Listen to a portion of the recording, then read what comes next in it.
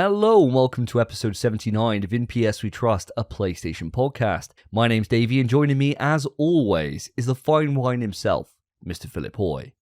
Waka waka waka! Okie dokie. And Spencer Davis. Yes, lads. How are we doing so far into No Nut November, boys? It's day 2. How are we holding up? Yeah, I nutted yesterday. Twice.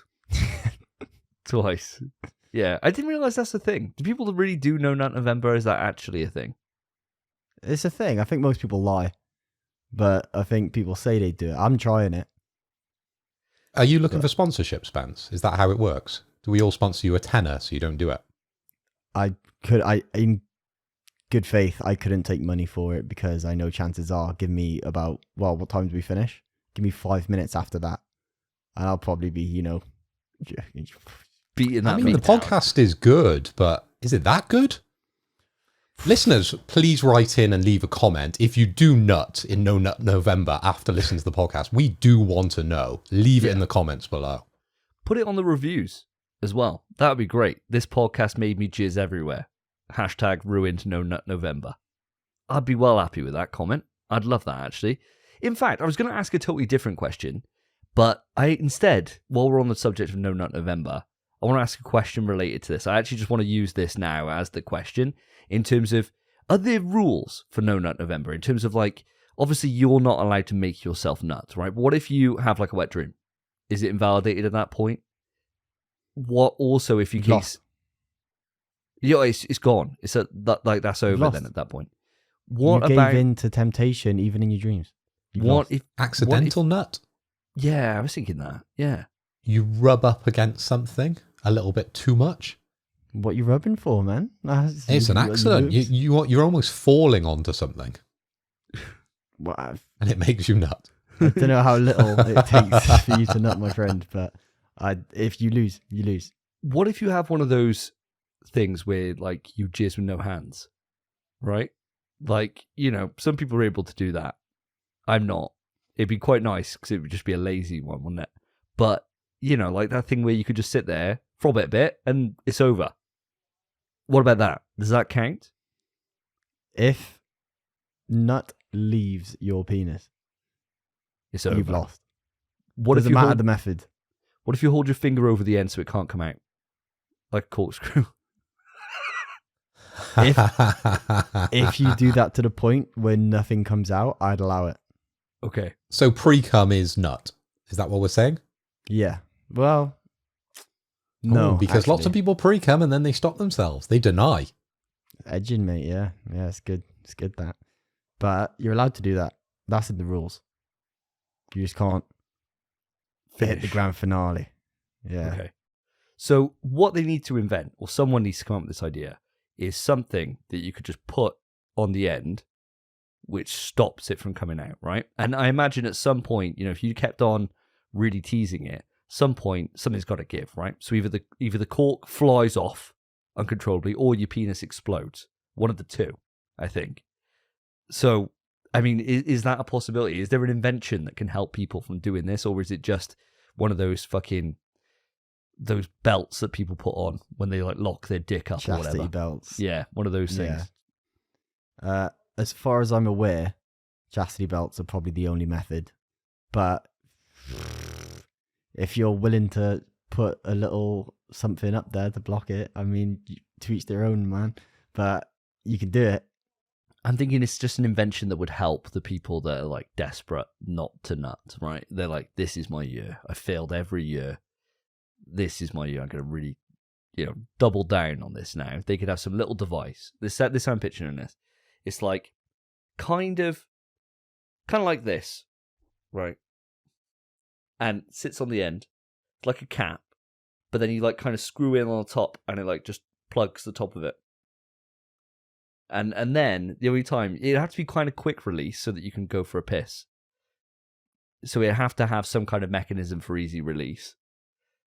But I'm thinking, sell that for £10, not a huge cash investment for someone.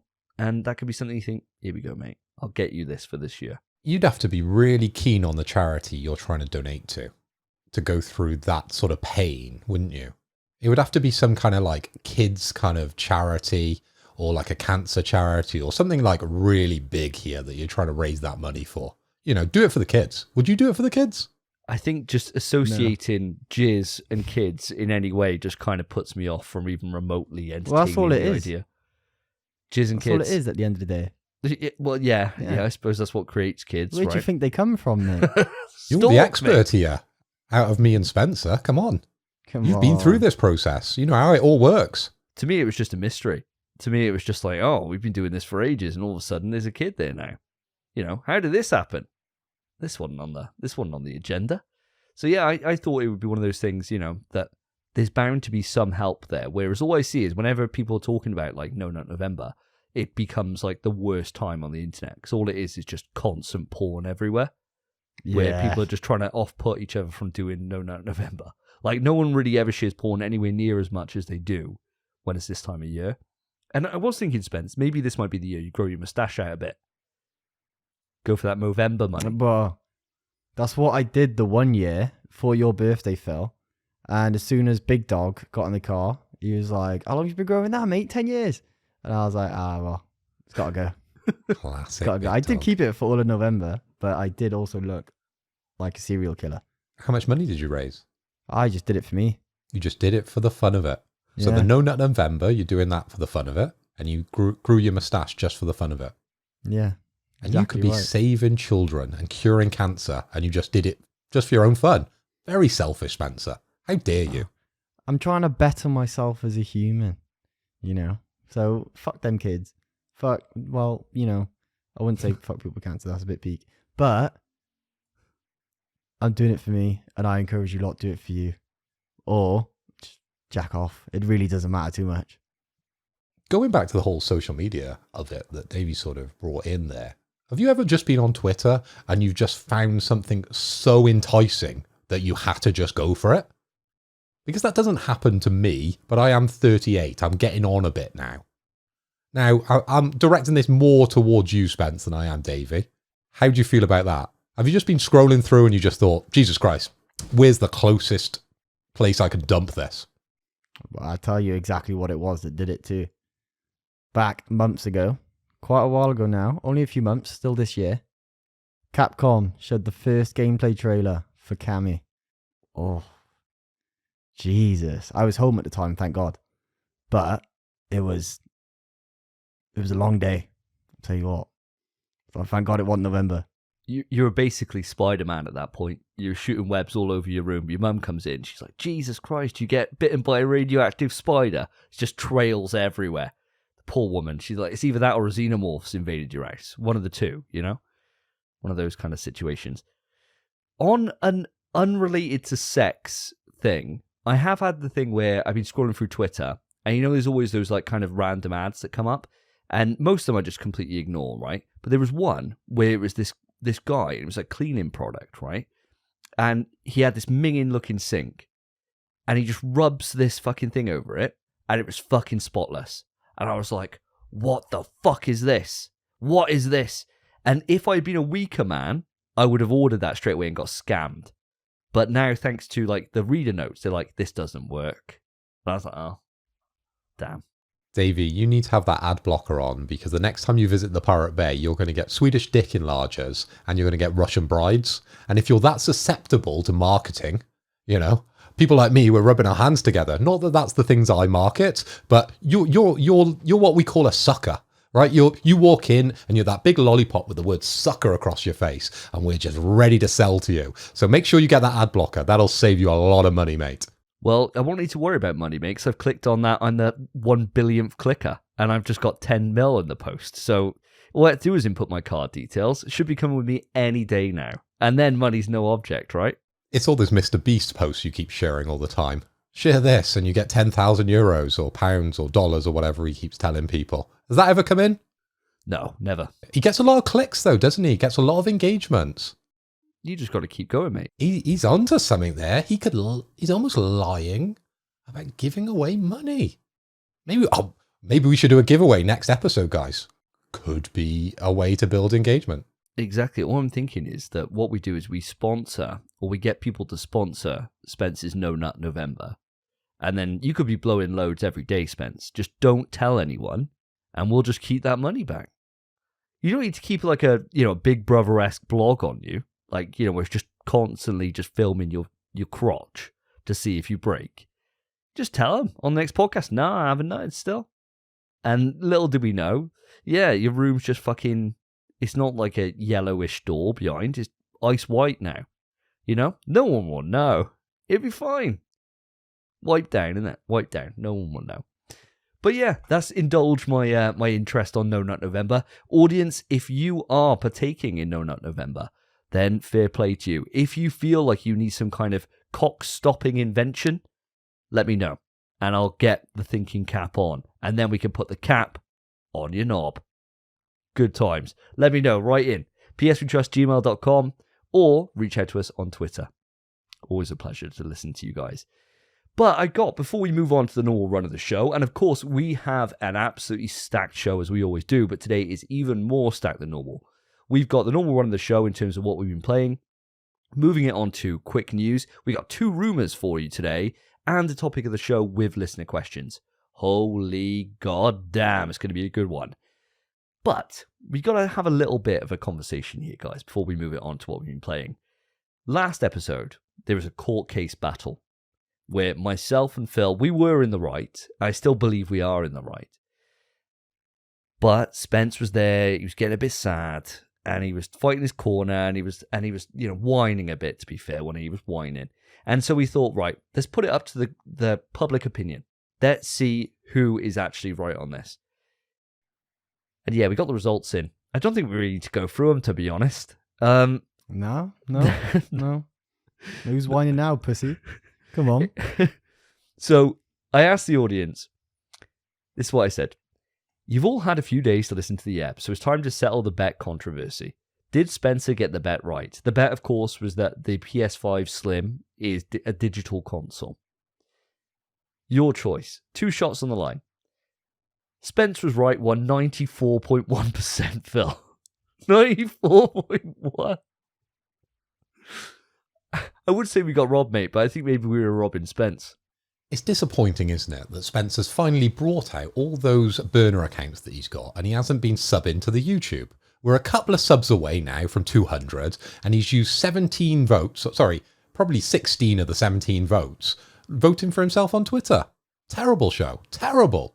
But you could say this whole conversation about was Spencer right, was Spencer wrong, kind of ruined the topic, really. We didn't get to really dig into what was going on with those new consoles fully. I've listened back to it. There was a lot of whining, a lot of bitching, and for whatever reason, our listeners have sided with the little bitch. Jesus Christ, he's laying down stacks. All I'm going to say, Spence, is that I'm glad you won. I'm glad you won. The audience, I respect the audience's vote. I personally still feel that it is a digital and physical console. I honestly do feel like that.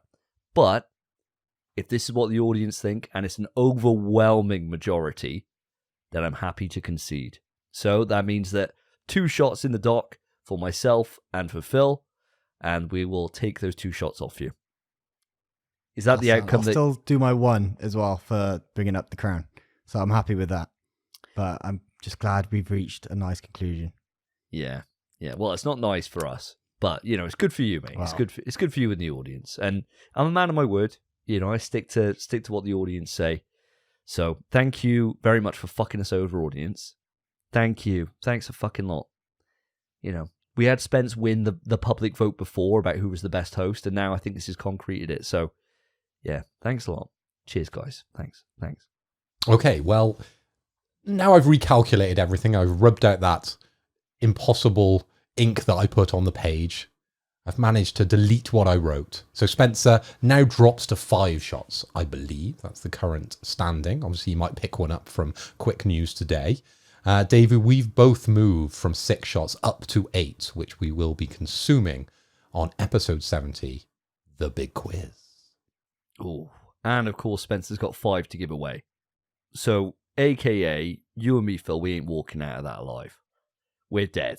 I think that's going to be the most shots that anyone's had on the show up to this point. I don't know how many we had last time, but we weren't at like double dig. And this time we are. I was on double digit at one time. I Really? don't know. Really? I must have been near 20, man. I was Beyond. Gone. You've got to remember that generally we hand out shots within the task that we put people through as well, in the topic, we call it, of the big quiz.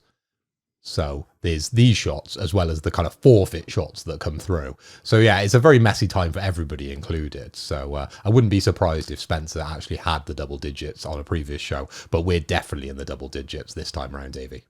It's going to be a grim time. Fun time, though. So look forward to that. 2 weeks' time, episode 80, going to be gracing you all, where we all come up with our own individual quizzes, scoring 5 points. Each wrong answer nets a shot. So, yeah, we'll see if we survive. But that's enough lead up. Let's bring it on to what we've been playing. This time on NPS We Trust, what have the boys been playing? So, guys, it's been 2 weeks since the last podcast episode, and I'm desperate to know what you've been playing. Spence, chuck it over to yourself. Sound. So I've not really been playing too much. I've mostly just been on my One Piece binge. This last however long it's been. But there was one little game I played, or a demo of a game, because the full game's not out yet, called Crow Country, which is a top-down survival horror kind of PS1 graphics game. Bro, it's the hardest survival horror I've ever played in my life, and the reason for it, this demo pissed me off. There's rooms in there, right, with puzzles, and you need items from other rooms to solve these puzzles. Great. They've left the rooms in there, but that's not how you beat the demo. You solve one puzzle and you go through a door and the demo's done. They've just left these other puzzles that you can't solve in the demo. And I was walking around for like 2 hours, racking my brain, game pissing me off, and I opened the door and it said, "Thanks for playing." Oh my god. Oh no. Ooh. The anger that rose inside me. It was insane. All that time doing diddly fuck. But it was a good game. It's just they fucked up when they made the demo. Other than that, combat's fine. Resources respawn. So not a big fan of that. But the combat's fun. The enemies are fun. The environment's really good. And the puzzles were great. So I think it's going to be a great game when it does come out. Oh, wow. Any idea when this is coming? Crow Country. It says initial release 23rd of October. There we go. So yeah. So it's probably out on Steam. But it's not out on PlayStation just yet. But the demo is on PlayStation. Just doing a bit of reading while you guys are going your back and forth talking about the Crow Country. And this game, it's a new retro style survival horror game for PS5 and PC, as you've mentioned. And they've put these words out, right, as the description. I don't know how much I believe them, and I'll pose this to you, Spence, to see how much you believe them as well. But they say, what if Resident Evil and Final Fantasy VII came together in one game? The year is 1990. You're in Crow Country. Now, I like marketing. We've established this. I work in marketing. Brilliant. Let's attach a game to 2 other absolutely huge IPs. Yes, definitely. Let's get them in those search terms. But for me, I'm looking at this. I can't really see the link between those games, apart from it's a survival horror. Okay, so yeah, sure, it's like Resident Evil. Now, Spence, having played the demo, is it like either of these games? I think that is a perfect description for the game. Genuinely. Because the game plays more or less exactly like Resident Evil. And the aesthetic and the visuals of the game are literally Final Fantasy VII on the PS1. So that's where it is. It doesn't play at all like Final Fantasy. Not a bit, but it looks like it. It's got the same graphic style. But the gameplay is all Resident Evil. 100%. There we go, I'll eat my hat. Apparently, if you like Resident Evil and you like Final Fantasy VII, this is the perfect game for you. Need to buy a ticket to the Crow Country. Mate, yeah, fucking sign me up. I'm moving to Crow Country. That description is wild. I mean, imagine they had and Metal Gear Solid included. Like, you're talking like my 3 favorite franchises on PS1, just in one game, right? It'd be insane. But yeah, I mean, Final Fantasy slaps tits. Survival horror slaps tits. I'm going to be slapping some boobies all over Crow Country, man. I'm really looking forward to that. That sounds great. I think I'm going to check this demo out and give it a look-see. see what I'm potentially missing here. Because if you enjoyed it and you're saying it's, it's good and it's fun and it's quite novel, that's enough for this space. That is enough. Because, I mean, the indie scene, we got to talk about this, guys. The indie scene for horror and survival horror in particular is fucking killing it. I mean, like next year we got like Tormented Souls 2 gracing the platform, let alone kind of everything else that we've got that's already come out over the last few years in this indie space. I know that we were always talking about survival horror now as in its like renaissance at the moment with, the likes of Dead Space returning, Silent Hill now coming back, Resident Evil's been killing it for ages. These indie games have been just kind of like underneath the surface. They're like the next layer down on the iceberg where people that are into the genre know about them and people that aren't, they kind of just escape by the masses, right? But what a fucking great time to be alive and to be a gamer right now. To be in, the survival horror renaissance and a fighting game renaissance as well, happening at the same time. So the 90s have just taken back over. It's absolutely insane. Yeah, I mean, when this comes out in 2024, then, Spence, are you thinking this is one that you're going to pick up kind of day one and support them? I think it's definitely a day one game. I mean, if it's anything like the demo, it's Resident Evil. It's literally just Resident Evil. It's got it's got everything. It's the same kind of shit. The puzzles are all the puzzles are similar as well. They're not like logic puzzles. They are just Resident Evil puzzles. So I think it's definite day one. And for me, easy. I'd quite like to see it come to PS Extra, but if it doesn't, I'll buy it anyway. Well, high praise. Let's move it on to the other game that you and me have been playing, Phil, because Spencer's already finished this as he laid out on the last episode. Spider-Man 2. Oh, hot dog. I want to hear from yourself first, Phil. How many hours into the experience are you? And I want to hear your updated thoughts about it. Obviously, we spent about an hour talking about it on the last episode, which we split into spoilers and non-spoilers, which we covered for the first 7 hours of the game at that point. Because that was me. I was the furthest behind back then. I want to know where you are. Okie doke. Well, I think this conversation might be a little bit slimmer than our initial conversation, purely because I'm knee-deep in spoiler territory. So I'll update you where I am in the game. I've played around 14 hours of the game, but I am doing every little thing that pops up. All the side quests, all the collection quests, every single thing, and I'm exploring. So I would say I'm around 60-something% of the game when you log in and you've got Miles and Peter, up against the wall looking over New York. It's just an incredible game. Even just the start of the screen, I'm like, wow, cannot wait to get into this. And things are really heating up, as I said, in both the main story and the side story, and it's got me hooked. I've just been to a very cool section where the main bad, I won't give anything away so far, and the main good meet. Does that ring any bells to you guys? Because that's where I am in the game at the moment. And maybe that was the giveaway. Ring any bells. I'm still on a 10 out of 10 for this game. And I haven't soured on it at all. Nothing, no bugs to report. No bug hunter here. Everything is running liquid smooth with this game. I want to get this completed, though, before I go away for Christmas on my annual holiday. So that's what I'm aiming for at the moment. Obviously, I consume games a little slower than you guys at the moment, and I think that you're probably going to come up when you do your little review and tell me you've completed it. That's my assumption here, because you're a lot faster than I am with games. But I like to take my time. But I think now setting that goal to get it completed before I go away is achievable for me. I'm going to go for the platinum, obviously, because I've got the platinum for the original Spider-Man. I do need to do my second run on Miles, and I think that is the time, once I finish this one, to go back through and platinum Miles so I can ding them both at the same time, sort of thing. But let's see where we get on the next episode before I start making any bets, before I start putting any shots down, because I've got too many shots in the dock at the moment for episode 80. Let's not put any more down at the moment. But once we get past 80, maybe I'll be betting on these things. But as I said, definitely going to go for the platinum on this one.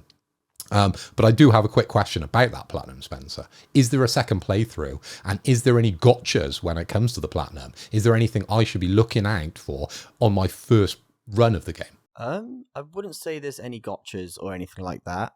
There's no new game plus. So you just start a new save. That's probably something that's going to be added in, but it's not there yet. It's a bit weird that's not there.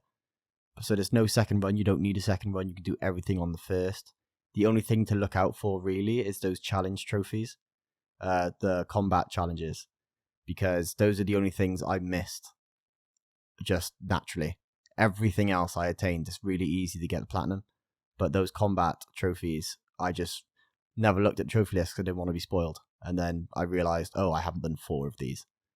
So my combat was not the way the game wanted me to play combat. But that's the only thing to really keep your eye on, because some of them are quite hard to do post-game. Because when you finish the game, you can still swing about and everything. But it's a bit difficult to do, so just look out for those. Wow, that's good to hear there's no second playthrough, because I think that was my frustration, really, and that's the reason I don't have the platinum for Miles Morales, is that I did everything in the game, got to the end, and they're like, right, now you got to play it again. And I'm like, I've just completed it, right? I don't have the same emphasis to go through now. How many hours is it to complete the game? And just do the main story once again. I thought to myself I'd leave it a little bit of time and then revisit it. And I think this would be a perfect opportunity once I get the platinum in this one, because it doesn't need a second run, to go back then and do Miles. So I've got a bit of a comparison to kind of see where Spider-Man 2 has got to since Miles came out. So that's the loose plan at the moment. But as we know, when we get into next year, it's going to be game after game after game. So we'll see what that leaves me. Yeah, exactly right. Well, your thoughts about where I was were pretty much bang on, because yes, I completed it, and yes, I've earned the platinum. Ooh, that's a platinum. Now, this is one of those platinums that actually I was feeling a little bit of pressure on in a way, because every single day I got to it, and I've taken days off and just not really been playing it too much, and I could see the trophy percentage creeping up and up, and currently it's on a 15% platinum rate. So pretty much everyone's just going for the platinum. It's an insane amount of people that are platinum in this game. Absolutely insane. So for those people that are trophy hunting and we're looking forward to this meaning something on your trophy list, tough luck. I think everyone's going to have it by the time we get a few more months in. For me, guys, completing it took me 27 hours, my in-game time showing, that it took me to get it. But a couple of those hours were where I let Cass just swing around the city and just let him have a go. And so I probably think I did it, I reckon about 25 hours, I think, for the plat, which seems bang on average when I look online at how long people take. And I wasn't rushing through it or anything like that. I was just playing it naturally. And I got to say, I've seen a lot of people bitch about this online and say it's too short. I thoroughly disagree. I think 25 hours for a game length is bang on. Absolutely perfect. Now, personally, would I have liked it to have been a little bit longer? Yeah, probably. I think there's some story stuff in here that I would have liked to seen expanded. There's some threads that I think they could have been pulled a little bit longer than they were, which is a bit of a shame. But am I happy with 25 hours of game time for my money? Fuck yeah, I am. I mean, I'm one of those people, and I think you guys are on the same line with me on this, that one of the reasons why I love survival horror is because you're generally, on a long time, you're in it for like 14 hours, but generally you're over in about 6 to 8. And it's just lush. You can just play it over like a couple of nights and done. And then the fun is in the replayability of those and how you do it better, how you do it quicker, that kind of thing. 25 hours is perfect. It's lovely. It's like a game that I took my time with. Obviously, Spence, you completed it over a weekend. I think if I'd had a free weekend, I could have done the same. But it was nice just going in and doing a few hours here and there as the time came up and just enjoying the story. Now, unfortunately, my opinion has changed from our last episode. So I was saying it was a 10 out of 10 experience and it was the best game of the year. I do not believe that's the case anymore. I really don't. I am going to rate this game as it currently stands now, after completing it and getting the platinum, as a 9 out of 10. When you compare it to what came before, in Miles and Spider-Man, the gameplay-wise, the graphics-wise, the presentation front, everything's so much better. Literally leaps and bounds above what came before. For me, I don't think the story is as good as the first one. I don't think it's actually anywhere near it. I really don't. The relationship between the kind of main characters is good. I don't think it's anywhere near on the same level as Doc Ock. And it felt a lot more like every single story I've seen featuring these characters than anything else. So I kind of knew where it was going, and I could figure out, I bet this character is going to save this character, and I bet there's going to be a section where they're going to use this, and it's going to be that. And it was exactly as I kind of called it, which was a bit of a shame, and it did kind of take away from it. Like, the ending of the first original Spider-Man has literally stuck with me for years, like since 2018. Like, that entire ending and that whole like battle with Doc Ock on the side of the skyscraper that leads into the death of a really pivotal character just took me by surprise and just fucked me up. And this didn't have that. And I kind of feel like as if I could have had maybe a bit more time with a couple of the baddies that I feel like I didn't get to have.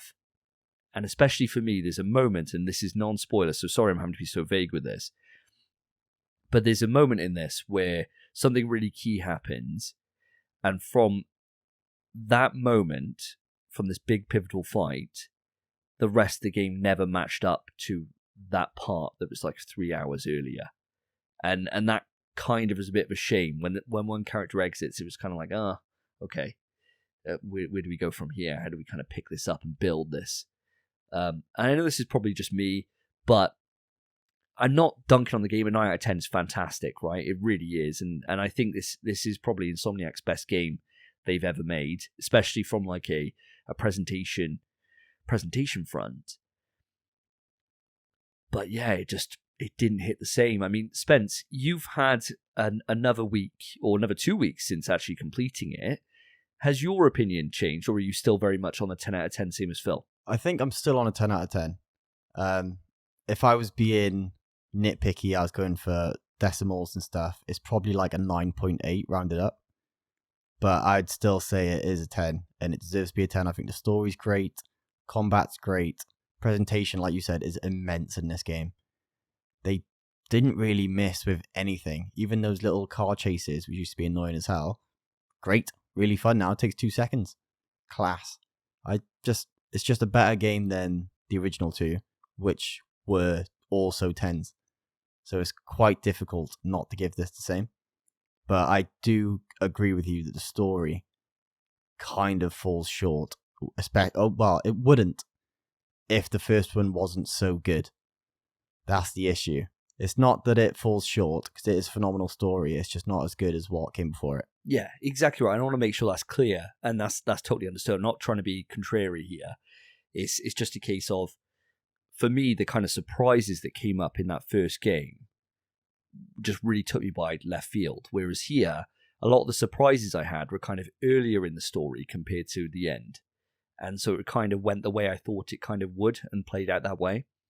But yeah, I think now, guys, at this point, and I mean, we've still got Alan Wake 2 to go, still got a Jedi Survivor, hopefully I can get before the end of the year and play that. At the moment, my game of the year is Final Fantasy 16. I'm sticking with it. I think the highs on that game are something so special. And Spidey gave me constant feeling of joy when I played it, and I had a constant smile on my face throughout the entire thing. I loved it. But I didn't have that moment where I'm fully erect. Where I'm like, literally, like, No Nut November would be over, right, if I was playing FF16 for the first time. And it didn't elicit that in me. And that's why I'm ranking them on the same level in terms of both 9s. But yeah, that's where I am right now. So it's a little bit, I feel like as if I'm being a bit somber on Spider-Man, when really I'm giving it a 9. It's kind of like the Horizon talk from before, Phil, where we're like, yeah, there's issues, there's this, there's that, but it's still fucking 9 out of 10, right? Still like incredible achievement. But yeah, I don't think I'm drinking the same Kool-Aid as a lot of the people where they're saying it's the best game on the console and stuff like that. I definitely not seeing that. Right, so with that somber note, and again, not a dunk, still fucking 9 out of 10. Don't put put the pitchfork down. Put that fire out that you're about to firebomb through my house, alright? I still fucking loved it. Okay? Just make that clear. With that bombshell, let's move it on to quick news. Quick news. Okie doke. Quick news. We're at that part of the show which everybody absolutely loves. We go around the internet and pick out the latest and greatest of the PlayStation news and deliver it to you in somewhat of a comedic fashion because we challenge each other to impressions before we read out said news. Normally, we go round, we take turns, we nominate each other to do sounds based around the topic that I choose. And this week, in honour of where we're going tomorrow, it's going to be sounds that you might find in Birmingham. So that's right, guys. I want to hear sounds from Birmingham. Spencer, I'm coming to you first. What are you going to hear on our night out in Birmingham tomorrow? That is such a broad bloody topic. All right. Ambulance. Police car. Fire engine. It was a police car. I was going to say someone's getting stabbed. Birmingham, mate. Someone's getting stabbed or acid attacked, you know. And that police car's coming. Fucking acid attack. mate. Jesus, that's The way great. it goes. Quick news. Lads, ladies, listeners, watchers. As always, I'm here to present you guys with the new games coming to PlayStation Plus. Now this time, these are our PlayStation Essential games that we get every month. Those 3 little beauties that come through. So what we have coming, we have 1 PS5 title and 2 PS4s. So not like last time where I think we had 3 PS5 Donnies in 1 month. Crazy. This time, the big game isn't even on PS5. So what we have as our PS4/PS5 game, we have Aliens Fireteam Elite. As a PS4 title, we have Dragon Ball The Breakers, which is, I think, a game you and I tried a while ago, Davey. But also the final game we have come in, and the big one out of the 3, Mafia 2 Definitive Edition for the PS4. So, a PS4 month, really. But we get Aliens Fireteam Elite, which I didn't even know had a PS5 version. Lads, after seeing these games, what are your thoughts? Any of them getting on download? Yeah, there's a few here that I'm interested in, right? Now, first off, just to clear the air, Dragon Ball The Breakers. If you remember, Spence, what happened is that I got sent a beta code for it, and we went to install it, and the beta didn't work for UK consoles. It was some like nonsense. You had to be either America or Japanese account. So we were trying for ages, and in the end, I just gave it to my YouTube audience. And I was like, fucking fill your boots. So I have no idea if it's any good or not. All I know is the premise. So it's a multiplayer kind of survival game, kind of like Dead by Daylight, where you've got a killer, which is one of the Dragon Ball characters. So in terms of like Frieza, Cell, Kid Buu, stuff like that. And you're playing as just a normal person. And you've got to run, you can fly, you can get power-ups, so you can get like, you can find throughout the map like Kamehameha, and you can Kamehameha the villain back. But it's all about just surviving and trying to get away and not get seen. I've heard mixed things, right? Anytime there's a Dragon Ball game, and I'm guilty for this as well, it can be mid as fuck, but the license hard carries it, and it's quite fun. I wouldn't mind checking it out, and now we get it for free as part of PSN. I'll definitely try it. I mean, the big thing is, it's got to beat the shoes of like My Hero Battle Royale. Because I know we played that for a while, and it was dumb fun, right? But it was actually quite fun. I enjoyed that. We played that for about 3 hours, and it was decent. After that 3 hours, I was kind of done with it, and I'd had my fill. But this might be the same thing, and I'm willing to check it out. But for me, the big one here, and the one I've actually had on my wish list for since it was first shown, is Aliens Fireteam Elite.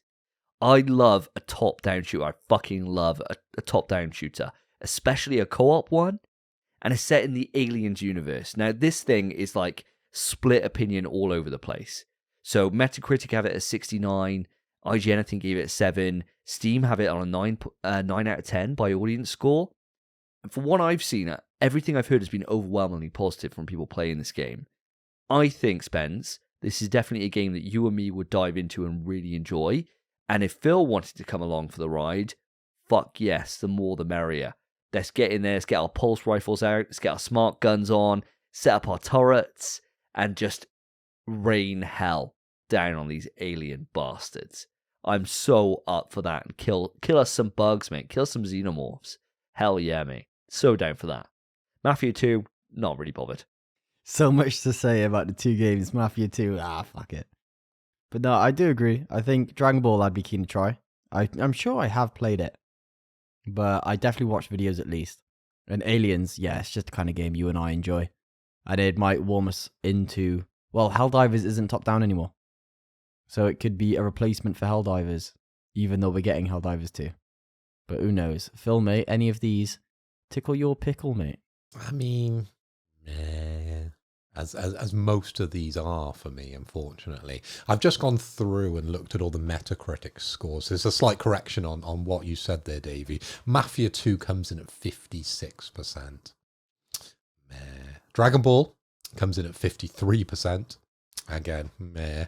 And Aliens here, 67% is what I'm seeing on the Metacritic for Fireteam Elite, which is a bit of a step up there. There is a little bit of interest there. You're right.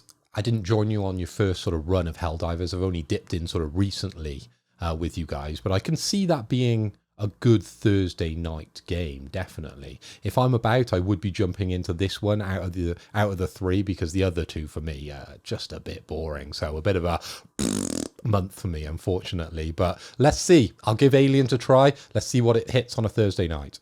Nice, mate. I'm glad to hear that.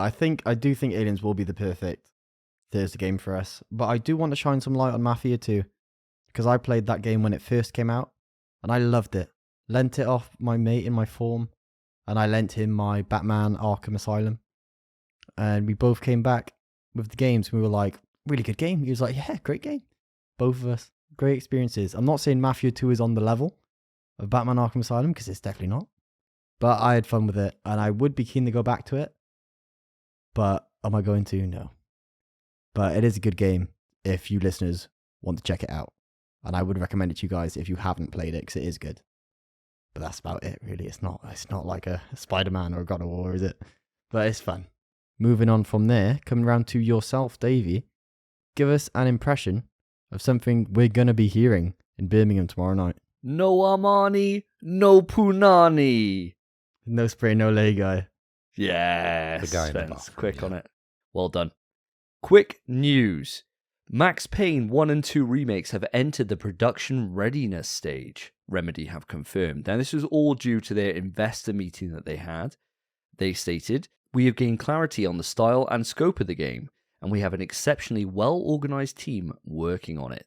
Now, guys, first up, did you ever play Max Payne 1 and 2 back on the PS2 in its heyday? I did not, unfortunately. I haven't got a lot to add to this one. Yeah, I'm actually going to be saying verbatim what Phil just said. Never touched any of them. Oh, wow. You guys are in for a treat. When these games get re-released and they get remade, they are so fucking good.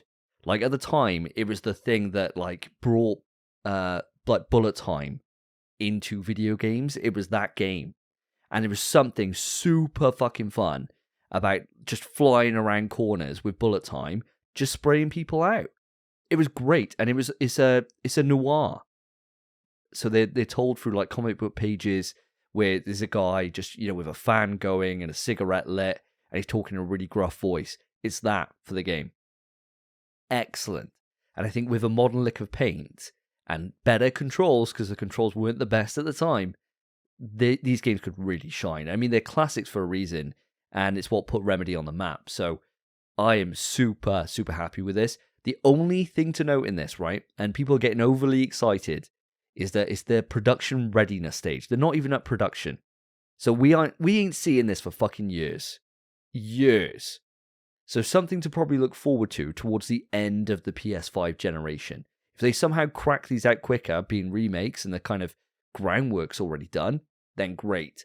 But I wouldn't expect to see this to at least 2025, 2026 at the earliest. So hold your horses, guys. Following up from that, I've also got some news on Control.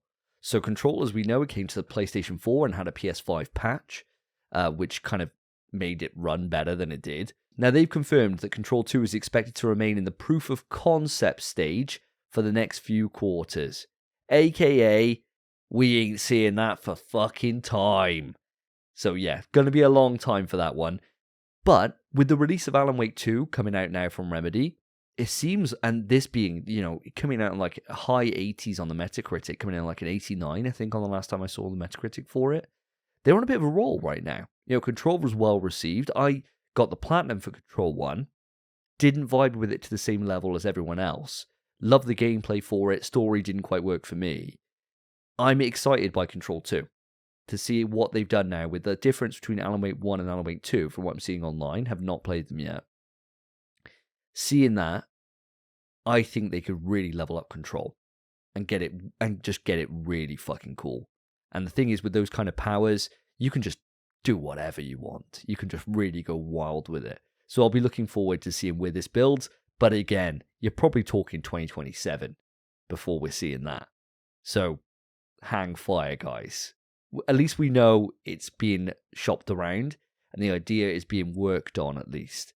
So that's quite nice to be able to have that confirmation. It's not like a case that they'll be asked for forever, are you ever going to do another Control? Are you ever going to do one? Is it ever coming back? They've gotten ahead of it. They're like, yes, miles away. And at least then it's like, right, okay, cool. No point in asking about it for a few years. Does any of this news with Max Payne and for Control excite any of you guys? I mean, I'm keen to try out Max Payne. I'm happy about that. Just because those are two great games that I missed. Never played them. I did watch a few speed runs of Max Payne, so I get the gist of it. I've seen the bullet time and everything, and it's near flawless in that game as well. But I'd be keen to give it the go. Control 2, I played like 4 hours of Control, and it was so boring. I really, really disliked Control. I couldn't put myself through it. And I've played a lot of not good games. But Control, it felt like a good game. It felt fine. It was just boring. I just didn't really feel any pleasure whilst playing it at all, in any sense. So am I excited for Control 2 when that comes out on the PS7? Nah, I don't give a fucking shit. But I am excited to see what Remedy do in the future. Ended on a positive there, which is quite nice. What about yourself, Mr. Hoy? I don't think you've played many or any of Remedy's games, I don't think. Do these franchises returning and with a sequel to Control, any interest at all from your camp? I mean, with Max Payne, it's a straight up no, because I've never really been a fan of the series, and to jump in now and sort of go back to it, I don't think is the right timing for me, really.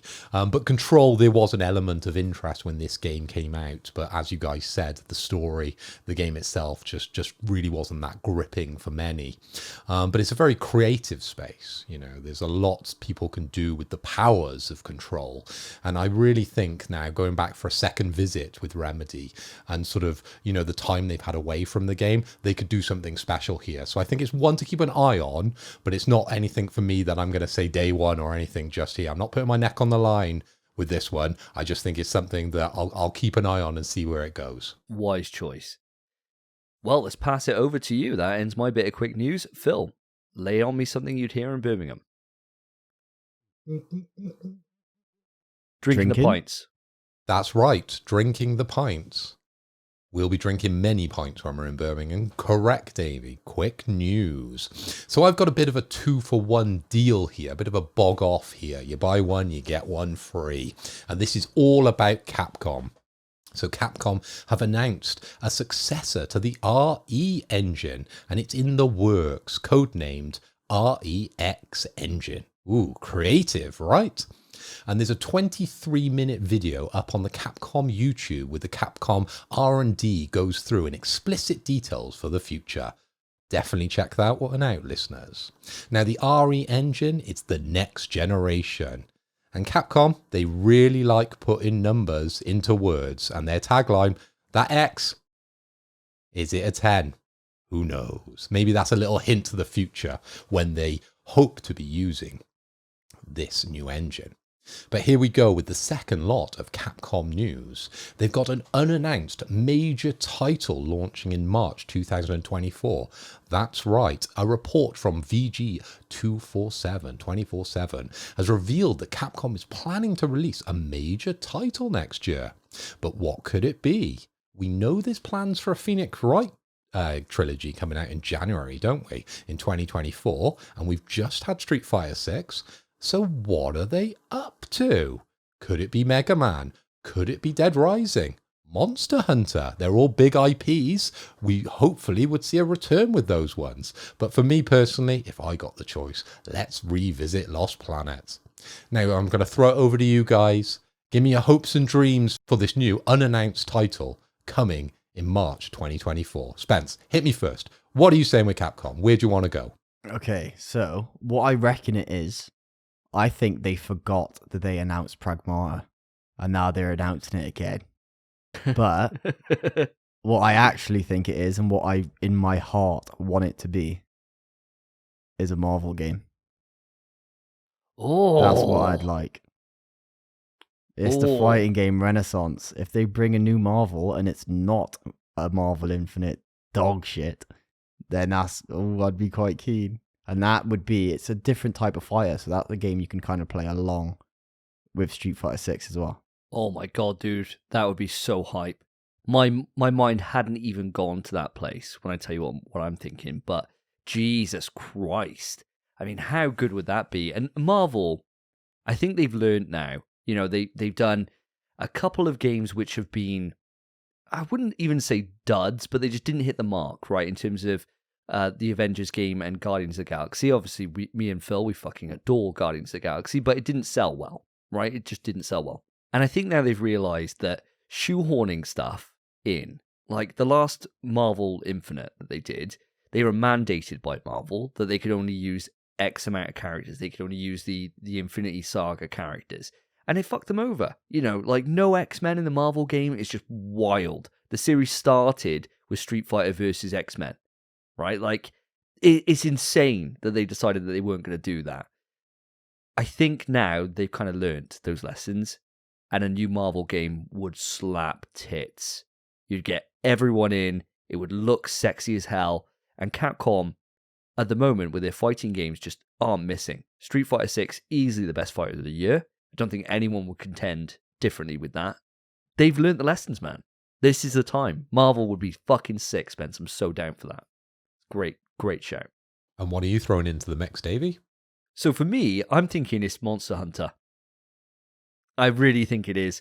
It's the time for it. You know, the last one was a couple of years ago. Sure, they've had like Switch ones and they've had like little baby ones, but it's time for the next Monster Hunter world. And I know you're rolling your eyes, Spence. You think, fucking Monster Hunter. But it sells shitloads. We are definitely in the minority here for Monster Hunter. Monster Hunter World was their biggest release they've ever had at Capcom. It's about time they do a next-gen version of that and just get it out there. Just print that bank. That's what I'm thinking it is. It's not something I ideally want. You know, personally, if it was up to me, time to bring back Dino Crisis, baby. Time to get that going. Or, if not that, Mega Man has just been fucking forgotten about for so long. And sure, he gets like little games come out, he gets little things. Time to just really go in with a big Mega Man release. Just really big, like high budget one. You don't have to really keep on trying to retrofit them to look like the older games from the NES and the SNES and stuff. Just really put the budget in and make a really good Mega Man game. That's what I'd love. But if I was a betting man, I'd put it on Monster Hunter. You guys have got it all wrong. As I said, it's gonna be Lost Planet, and we're gonna get Lost Planet 4. I think this is the big IP that they're talking about. I mean, we've had 3 major games from the Lost Planet series, and I loved every single one of them. It's just a brilliant time playing co-op in the earlier games, swinging around on those ropes, a little bit of third-person shooter action. I think this is what PlayStation is screaming out for at the moment, because we have a serious lack of this genre at the moment, outside, I suppose, the bigger names, and Lost Planet could fill that gap. So they've seen an area there and they've thought, do you know what? Let's bring that loved IP back. And guys, if you haven't heard of it, definitely Google it because it's a class game. Absolutely love Lost Planet. Not many people have heard of it, have they really? I remember you absolutely sweating that. I remember we went to a conference years ago, and I think it was around the time that Lost Planet 3 was out, and you queued for ages to go play that, and I played it as well, and I thought, oh, this was all right. I remember you coming out of it and being like, fuck, it's so good. So you just don't understand it yet, Davey. It's so good. That was sick. And it was a co-op, wasn't it? So you could just play it together. And for some reason, we never played it together. I don't know why we never did that. Probably just too much vodka and too much the game that can't be mentioned 5, probably. But hell, if they did a Lost Planet like 4 or whatever it is, hey, I'll check it out. I'll give it a go with you, mate. I'll explore those icy tundras with you. Well, thank you very much, mate. And we haven't had one since 2013, so I think it's about time now, isn't it, Capcom? About time to bring back Lost Planet. But anyway, my hopes and dreams, I'm putting them out there. Let's move this on. Spence, give me something that you might find out in Birmingham on a night out. He's dishing up coke. He's doing a line. He's going to do a line. Yeah. Yeah, he's doing a line. Yeah. Jeez, I haven't got a chance for this one. That's not what it's called. Sniffing cocaine. Taking a hit? I'll give it to sniffing cocaine. It's having a key. Oh, a key. There's two Oh, yeah. I'm so ways. out of touch with Yeah. all Not that I know, but there's two methods. One is, you lay it out on a table, you get a straw, and that's a line. And then there's one where you just dip your key in a bag and that's a key. But Wow. I only know that from media and works of fiction. Of course. Of course. Course. Breaking news. Modern Warfare 2 maps will be included in Modern Warfare 3 throughout post-launch seasons. What a shock. The first set will be 4 maps, including Farm 18, Mercado Las Almas, and Shoot House in a dedicated playlist. However, Modern Warfare 2 maps will not count towards the over 12 6v6 maps planned in live seasons.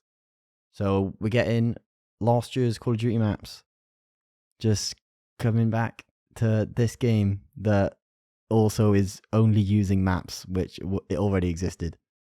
So again, like what we said last time when we talked about this game, where it just doesn't feel new. They're just using some more assets as well. Fuck it, let's do no new content. Well done, Activision. Yes, love this. What do you reckon about this, Davey? I see you kind of probably holding your breath, I think. You're getting red. You angry? Oh, I am a bit, mate, because it's not the map that I want. I like hydroelectric. I absolutely smoke on that map. I do really well on it. Nobody seems to like that map, and I fucking adore it. And that's not the map we're getting. We're getting the maps that I'm generally okay on. And sure, it would be nice to go into that with like the Modern Warfare 3 guns and have really good map knowledge, because we sweated that game. So you'd just be able to dive in. But like you said, I'm already finding it difficult adapting to this COD, because it feels like as if I've been playing it non-stop now for an entire year. There's like no real difference. Do I need the maps that I've just sweated for an entire fucking year back again? No. And they're not going to look any different. I've done no effort to it at all. So it would just be exactly the same. At first, when I heard this news, my mind was racing in terms of, some of the maps I do coming back. This is only a good thing, an extra couple of maps in. But the more time I've had to sit with this, the more annoyed I am by it. Just really annoyed by it. Because it's just not what I want. And get fucked. Like, this game's fucking pissing me off. It's pissing me off. And it's not even out. In fact, we could preload this game now and play the campaign if we wanted to, Spence. Have you got it on preload? Nah. Nah, nor me. Fuck Nah. it. Nah.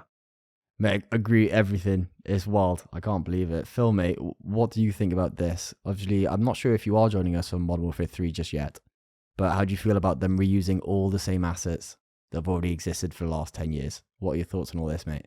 I'm just confused who this is actually for. Now, coming off the back of Davey's reaction to this news, I'm just questioning it. Who wants these maps back again? Because they're not like old school maps that people love. They're not in your top 10 maps of all time. And they're bringing them back and people are like a bit meh about it. I see no one on Twitter, losing their mind about these maps coming back. So unfortunately, I just think it's a bit of a filler at the moment, just to pad out the new Modern Warfare 3. They're just giving you a few more things that are going on that actually no one's asking for at the moment. So yeah, a bit non-interesting for me on this one. I'm sorry. Don't be sorry, mate. It's Activision needs to be sorry. Just one new map. Where's the effort? One new map or one new gun. There's no new guns. It's ridiculous. But aside from that little shit show, a bit more bad news, specifically for you, Davey. Modern Warfare 3 on the PlayStation 5 doesn't have a platinum trophy. the trophy list is going to count as a DLC list on Modern Warfare 2. And the only way for you to platinum this game is to play the PS4 version, because that is a standalone list. Now, Phil, I think you and I just mute our mics for a minute and just let Davey do what he needs to do. Go on, mate. Have at it, mate. Go for it. What the fuck are they thinking? Like, what the fuck? We've known for a while that this was supposed to be DLC content for Modern Warfare 2. That was a rumor, like, fucking a year ago, that this was the plan. And they come out, they're like, no, it's a fully fledged COD coming out. It's going to be great. You're going to fucking love it. And being the mugs that we were, because we were so far up Modern Warfare 2's arse, we were like, yeah, Bobby Kotick, he's onto something. He's fucking got the formula figured out, boys. He's fucking done it. Here we go. Everyone's preloading the game thinking, oh, nice, I'll earn a nice little cheeky platinum before we, delve the next fucking year of my life away in the multiplayer, and then find out you can't even fucking get a platinum for it. Like, what the fuck? Like, what the fuck? Who does this? Like, who fucking does this? I tell you who does this. Activision, when they're cocky as fuck. They had record-breaking sales for Modern Warfare 2. It did really, really well. The community were pissed off as they were because no one was fucking listening to them. And then they think, yeah, we'll listen to you now, but fuck you as well. Here we go. No fucking play. It's like, it's the laziest fucking shit I've ever seen in my life. I don't even know how this even happens, other than the fact that if they do it this way, I don't know if they have to go through the recert process. You know, like when you put a game out normally, and you've got to get it certified, it's got to go through all the checks, all the bugs and all that shit. I don't know if DLC goes through the same level. I don't know if it does. I got a feeling it doesn't. And if that's the case, it's weird, because then why is the PS4 version got its own standalone list? Like, how does that even fucking work? So now I got a choice on my hands.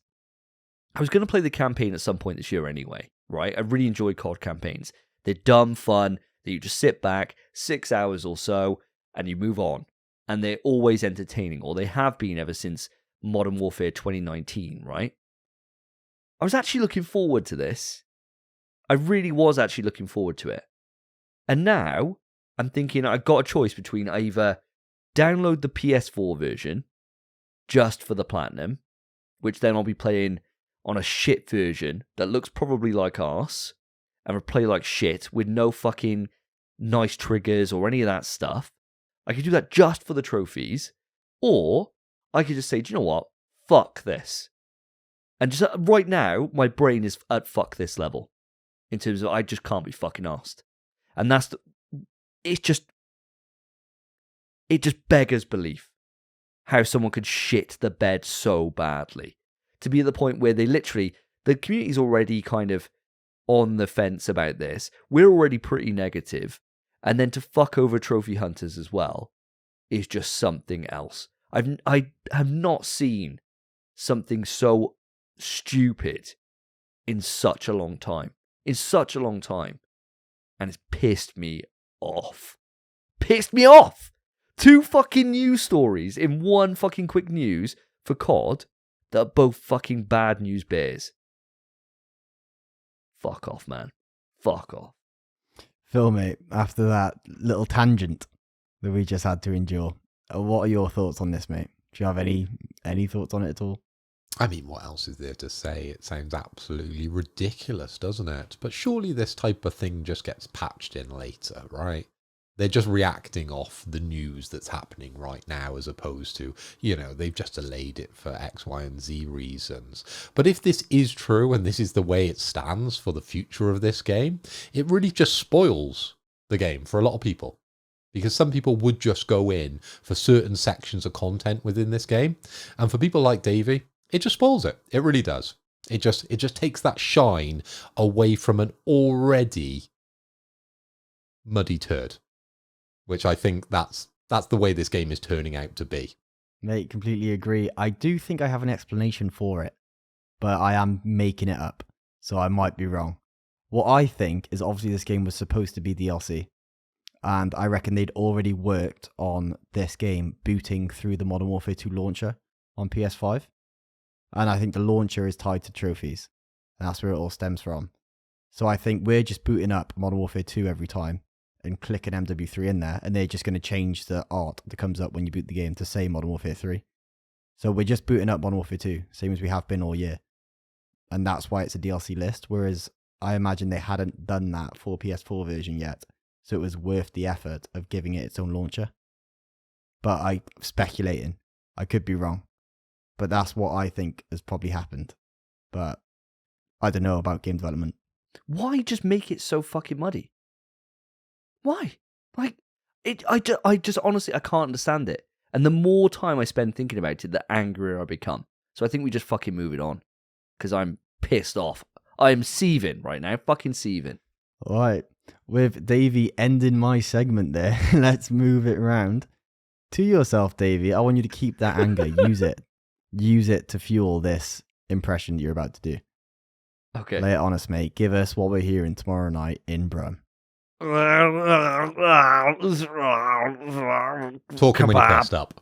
Yes. Is that you? I was going to say, is that going to be you tomorrow? Yes, definitely. Definitely. Well done, Phil. Straight on it. He's heard that too many times, see? That's what it is. Quick news. It's 1-to-1. 1-to-1, that. It's perfect, wasn't it? Quick news. Metal Gear Solid. I'm not going to be pissed off anymore, baby. Metal Gear Solid Collection is out. The Master Collection. I've got it. I've installed the games, haven't started them yet. I know people are pissed off about the ports. I'm not. I don't give a fuck. It could run at 30 frames like it does for Metal Gear Solid 1. I don't care. I'm just happy to have the game on PS5. Right? That's my stance on it. Anywho, there's a trailer that's been released. And it's for the Metal Gear Solid Collection. And it has our boy, Solid Snake himself, David Hayter. And he's going through there talking about key moments that happen across the 3 Metal Gear Solid games. And then he says, this is only the beginning. Signaling a couple of things here. Now, guys, me and the wider Metal Gear Solid community are losing our fucking minds over this. Speculation has gone absolutely nuts about what this could potentially mean. Now, Phil, as a fellow Metal Gear Solid fan, were you excited about this is only the beginning? Well, I was excited about the trailer. I was excited about David Hayter being in it and uttering those words in Solid Snake's, accent and the way he would deliver those lines. But I'm speculative on this. I'm a bit almost... I just feel like you're getting game 1, 2, and 3, so it is the beginning. I don't really feel like he's trying to link anything here. I think he's just being, literal with it. Yeah, he's literally just saying, this is only the beginning, because this is only the beginning of the games. Oh man, that'd be so sad. That'd be so sad if that's all he means. Oh. I know, I'm sorry to dampen the mood a little bit there, but that's what I took away from it. But I don't know, Spence, have you got any views on this one? I know you're a massive Metal Gear Solid fan. Bro, huge, yeah, mate. He erupted when I heard. I haven't even seen the trailer, boys. I had no idea. But, fact he's returning, lovely. But I do agree with you, Phil. I do think it's literal. I think he's just like, yeah, this is volume 1.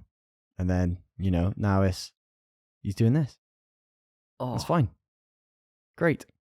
But yeah, it's just the beginning. What is it? It's the beginning. Is it not? Oh. Guys, don't fucking do this to me. I'm already depressed enough with the Activision news. You're fucking killing me, yeah? You're killing me off. I am going to try and bring back the hype train. I reckon what this is signaling is that obviously we're going to have a Metal Gear Solid Master Collection Volume 2. Pretty much confirmed really at this point. Where we'll be able to see Metal Gear Solid 4 returning to PlayStation and to modern consoles. It hasn't been anywhere since its PS3 release. So that would be amazing to see that go out for the Xbox people, for us on the PlayStation 5, to be able to experience that fucking wonderful game again. But for me, what this is telling me is that Konami has plans to bring the series back from the dead. To be able to take it to new places, and instead of going for the Kiefer Sutherland bullshit they did in Metal Gear Solid 5, David Hayter's back on board, baby. Oh, that's sick. Could it be that? Could it be like a new Metal Gear game? Could it be MGS1 being remade, which was the rumor for ages, which is my fucking dream?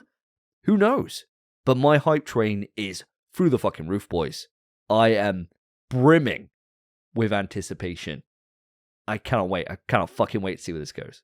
I genuinely think, though, it's quite smart in the way they have delivered it, saying it's only the beginning, because it brings that speculation into it, doesn't it? That possibly there could be future games, and it builds the hype for everybody. And ultimately, it's a clever bit of marketing because it gets more people looking at this game and buying it for the third or fourth time, right? So I think people need to vote with their wallets here if they do want a continuation of this IP. Because unless this sells well, we won't be getting a new Metal Gear Solid game. No, I mean, the big proof in the pudding is going to be when Delta releases, right? And we get MGS3 remake. And if that, for some reason, doesn't hit, it's going to be a bit ropey for the future of MGS, right? Especially when it comes to like remakes or anything like that. But I'm hoping with Konami now, the way they've restructured and they've refocused on games, and that's all they're talking about. And they're kind of showing that through Silent Hill and what the amount of content they're going to be supposedly putting out over the next couple of years for that IP. Maybe this is it. Maybe this is just the start of it now. And we're going to start seeing shitloads of Metal Gear. And will it, I suppose the big question will be, whenever they do decide to make a new Metal Gear, is how do you do that without Kojima? How the fuck can you make that without Kojima? I have no idea. The games are nuts. Absolutely insane, actually. Like, Spence, you've only played MGS1 so far.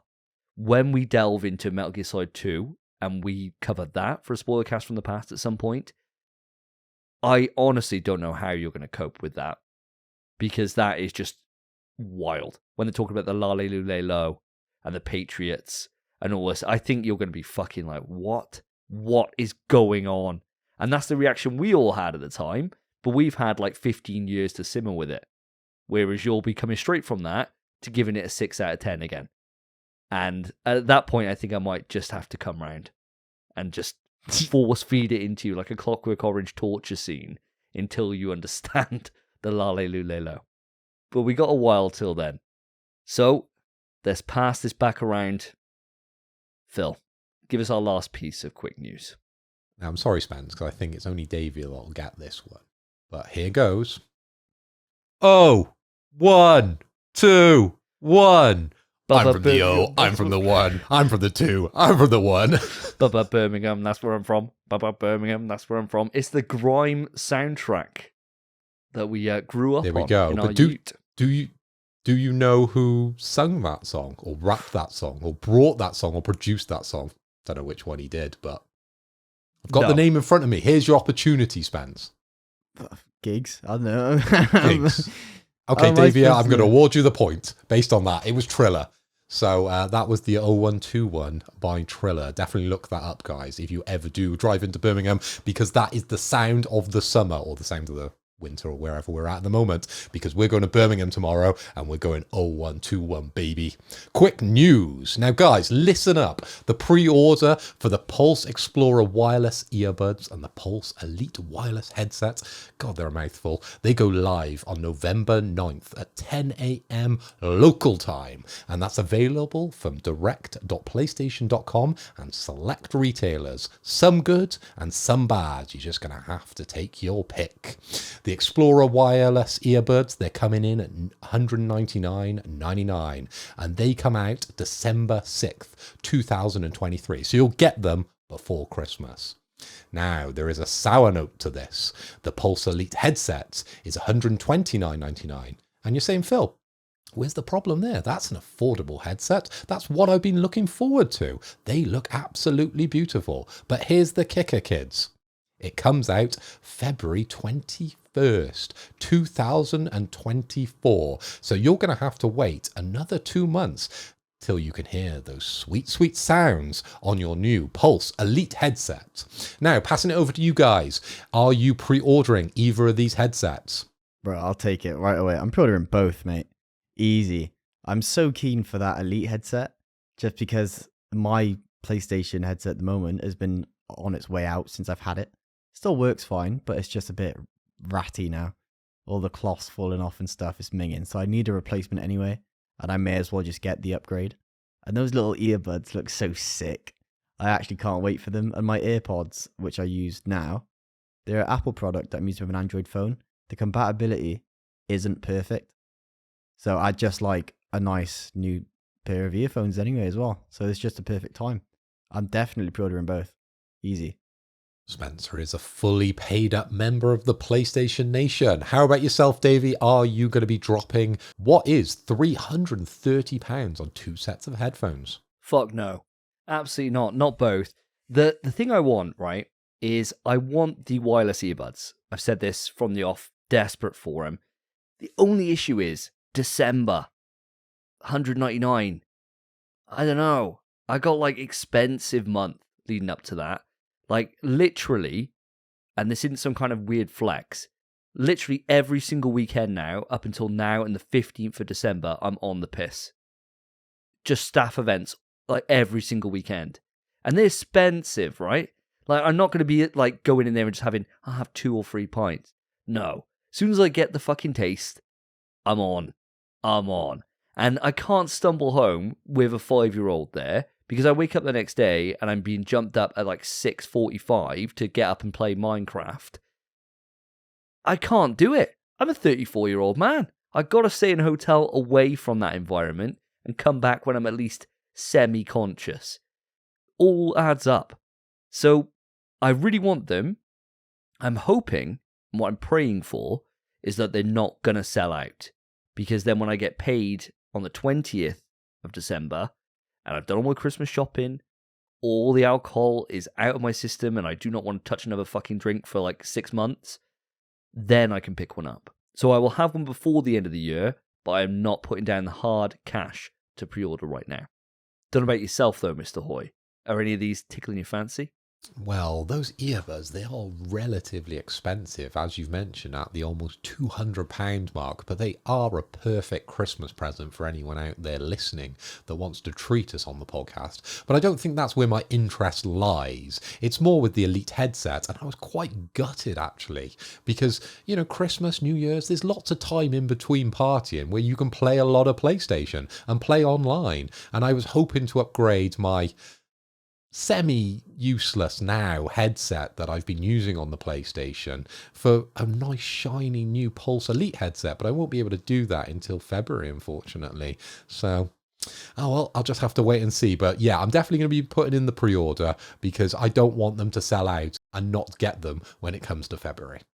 But that rounds up our quick news for today. So Davey, you have given us a fabulous impression of No Spray, No Lay, and you've been talking while you've been drunk. Spencer, you have given us a police car and you snorted a key of coke. Now, these are no reflections on the people that did these impressions, just to let you know, listener. I gave you drinking a beer, and then I gave you Triller's 0121. Now, the scores on the board, Davey, you won the round. You got 3 right. Spencer, this time round, we've drawn. So that's a shot each this time round. And that brings us on to the end of Quick News, and we're going to move on to our first rumour of tonight. Kick it!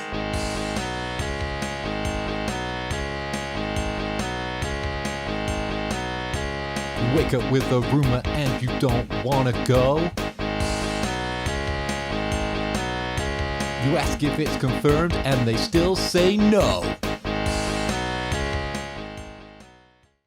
That is right. You have made it to the rumours. And lads, so have we. What a way we've come this episode. Quite quick, I think. So we actually have a few rumours to talk about today. But I will be giving you boys the first one. Button's off, by the way. Otherwise we're getting battered. So the button is off. Button. Resident Evil 9 reportedly has the biggest budget and longest development time of any Resident Evil game to date. And it is also said to be the closing chapter to the current arc of the series and will take the series in new directions. Now, it's quite a bit there, because they're clearly putting a lot of work into this game. And it's going to finalise the story that we're currently a part of. What does this mean to you boys? Davey specifically, seeing as you are our Resident Evil expert on the show. What does this lead you to believe? Biggest budget and longest development time. Now, I read up on this, and apparently this game's been in development since 7. Right? which is wild to think of if that's the case. I don't know. Now, this is obviously a rumor, right? So take all this with a pinch of salt. This originally came from Dust Golem, who has had some credible leaks in the past. Not saying he's got a 100% hit rate or anything like that, but there are some things with this, right? Closing chapters of the current arc of the series. That's what's kind of getting me at the moment, because I feel like as if Village closed off the Ethan Winters arc pretty well. Now, I mean, you could go into Resident Evil 9 with it being Rose, and it being Rose's story.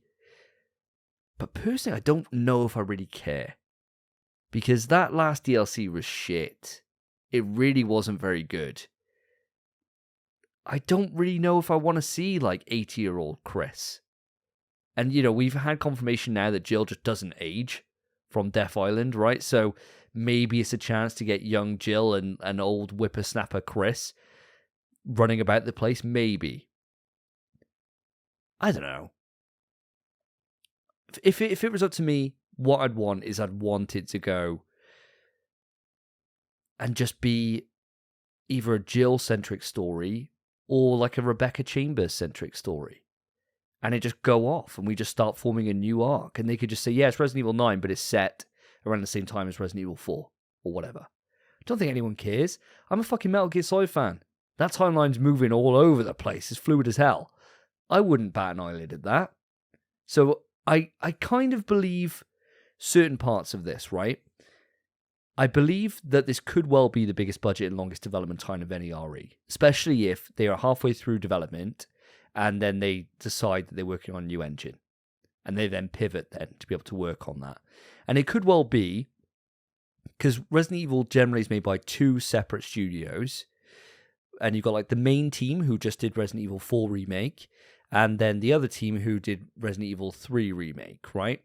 And generally those are like the two major teams, but there is a third team as well that's in the mix. And they've done some of the numbered entries, right? Now,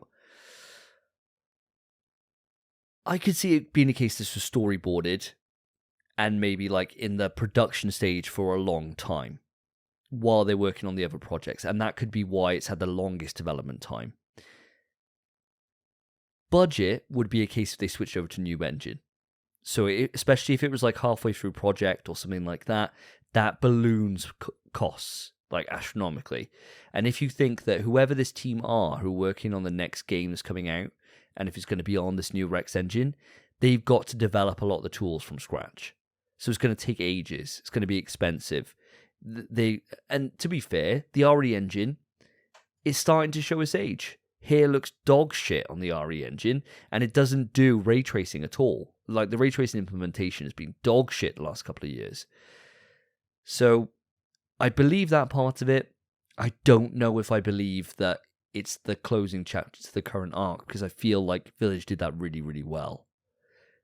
So, that's where I'm coming down on this. I can believe it. I can believe parts, but not all. Fair enough, mate. Fair enough. I think quite an informed opinion there. I respect that. Phil, mate, what are your thoughts? Are you along the same lines as Davey? Reading this, it just fills me with confidence, actually. So the biggest budget and the longest development time of any Resident Evil game to date. And we can say Resident Evil without taking a shot. Whew! Now, this is what I'd expect. Of course it's going to have the biggest budget, the longest development time. If you think about their recent successes with the remakes of the games, they've made their bank. They know we're hungry for more Resident Evil. And they're going to give it to us in a big way. Now, they're teasing us a little bit because they're saying current arc. Now, is the current arc Ethan Winters? Or is the current arc everything we've seen so far? Now, I'm like Davey. I don't want to see any more Rose. I don't want to go down the route that the movies did. We've given them bloody superpowers and all that stuff. That's a no for me. I've had enough with Rose with that DLC. Bin her off. Don't want to see any more of her unless they're going to do something special with it. And as much as I'd like to see more Rebecca, especially after watching Vendetta, I think it's going to be based around Leon. I really do. He's the biggest character. He's the most popular character. He's the main character in Resident Evil, in my books. And I think, unfortunately, guys, this is where we'll see Leon die in this game. We haven't seen him since 6, I think, is the last time we've seen him, apart from the movies. I don't know if they're fully canon. He wasn't in 7, he wasn't in 8, and I want to see what he's been up to during that time. Of course, we've seen Chris, he's dipped in and out, but I think it's an obvious one, especially off the success of Resident Evil 4, to go in hard here with Leon and end with him dying, and that would finish our arc with the current set of characters that we have for Resident Evil. And then when we get to 10, it's brand new. Completely brand new. It's almost like Marvel wiping the slate clean and starting again. This is what we'll get with Resident Evil. Wow, that's a lot. And I tell you what, I don't disagree with you. I actually don't. I don't think it's a Leon game. I won't say it's a Leon game. But I think you might be right in that we're about to lose some loved characters. Just because, like we said, Chris is like 80. Chris is going to be going soon, especially if he's still going out on missions. Fellow needs glasses now. Bless him. He's got a shaky hand with his... Wild. And I think all those characters need to have aged. So I think this could be, like you're saying, it's not necessarily closing the Winters arc, but closing the arc we have, unless, like you said, Davey, where they start just zipping the timeline freaking wherever it wants to go. But I think this is the end of the Winters arc. And I think you're going to be... I'd like it to maybe be Rose as the villain, and you play as whoever. That'd be quite cool. She's probably powerful enough to do it. So that'd be quite sick. But I didn't play Shadows of Rose, so I'm not too sure what she could do. But that's what I'd like to see. The fact that it's the biggest budget and longest development time, completely believe. 100% believe it. Because, I mean, how long have they been working on this REX engine? We don't even know. This might have been planned for ages. 100% I believe that. And I think that's going to stay a constant, where each game's going to be like this, where it's bigger and better than the last. But yeah, kind of agreeing with both of you. Definitely agreeing with the budget and time. But the actual plot of what the game could be, it's a bit up in the air, isn't it? I mean, just to jump in here, to piggyback on what both of you guys have said, the only thing right about the budget, I wouldn't say that's necessarily a good thing. I've just Googled this now, just to double check myself. I knew it was a big jump. I didn't know how big. The jump, right, RE5 cost 19 million to make. RE6 cost 100 million to make. 100 million. Like fucking insane. Yeah, proper Dr. Evil moment. $100 million. And it was shit. It was gash, right? Like, no one was happy about it when it came out. Like, a lot of people now are talking back and they're like, RE6 is great. My YouTube comments are like 90% people defending RE6, like as if it's the best fucking thing. No, that's because you were fucking young enough to play it as your first RE and you thought it was fucking great. No, it was terrible. It was fucking terrible. We were only joking on the last fucking video we put out on my channel about how many vehicles Leon crashes in one game. It was like every single vehicle known to man, he crashes. He probably crashed a fucking forklift truck in the background that we didn't see. Wild. So I don't think the budget necessarily always like translates to quality. It definitely doesn't. So I wouldn't really take too much stock in that as being like a moment of success. You'd hope that it would be a case that it's put in the right places, but it's not necessarily a degree of quality, right? That's just something to say.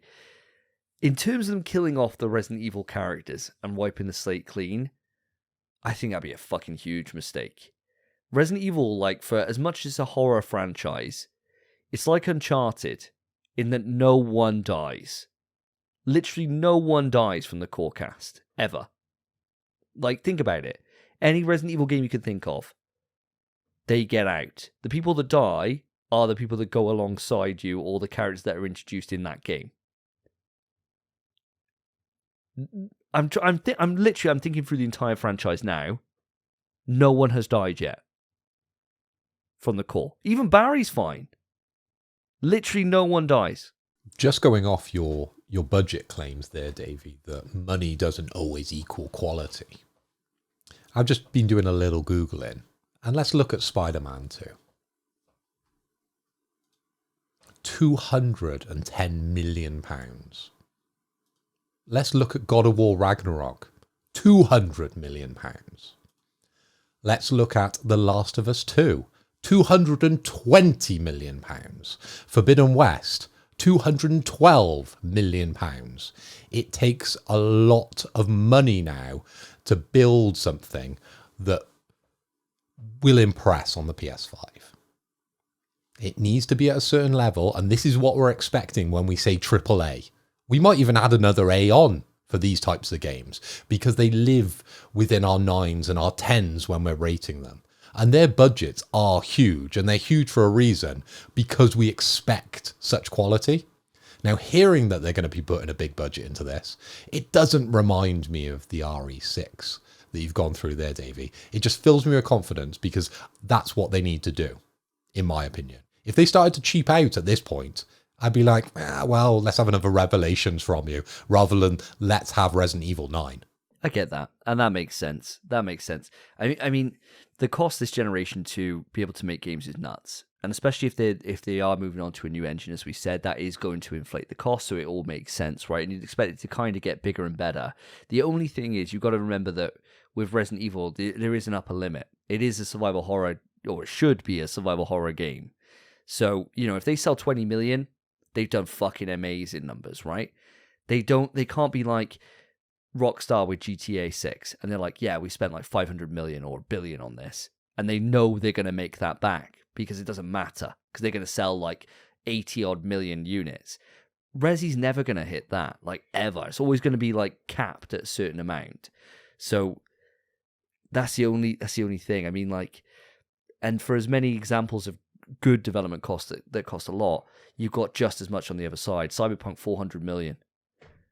You know, it's like, it's not always a guarantee. And that's, even though I'm being a bit more on the dubious side, I think your positive stance is probably the more likely one, because Capcom just haven't been missing when it comes to the series for, well, fucking since RE6.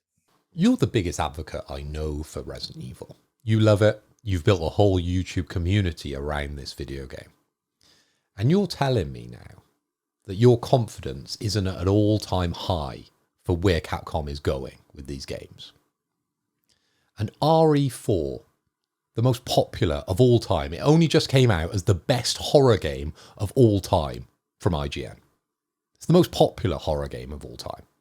And you're saying that Resident Evil as an IP now has a cap.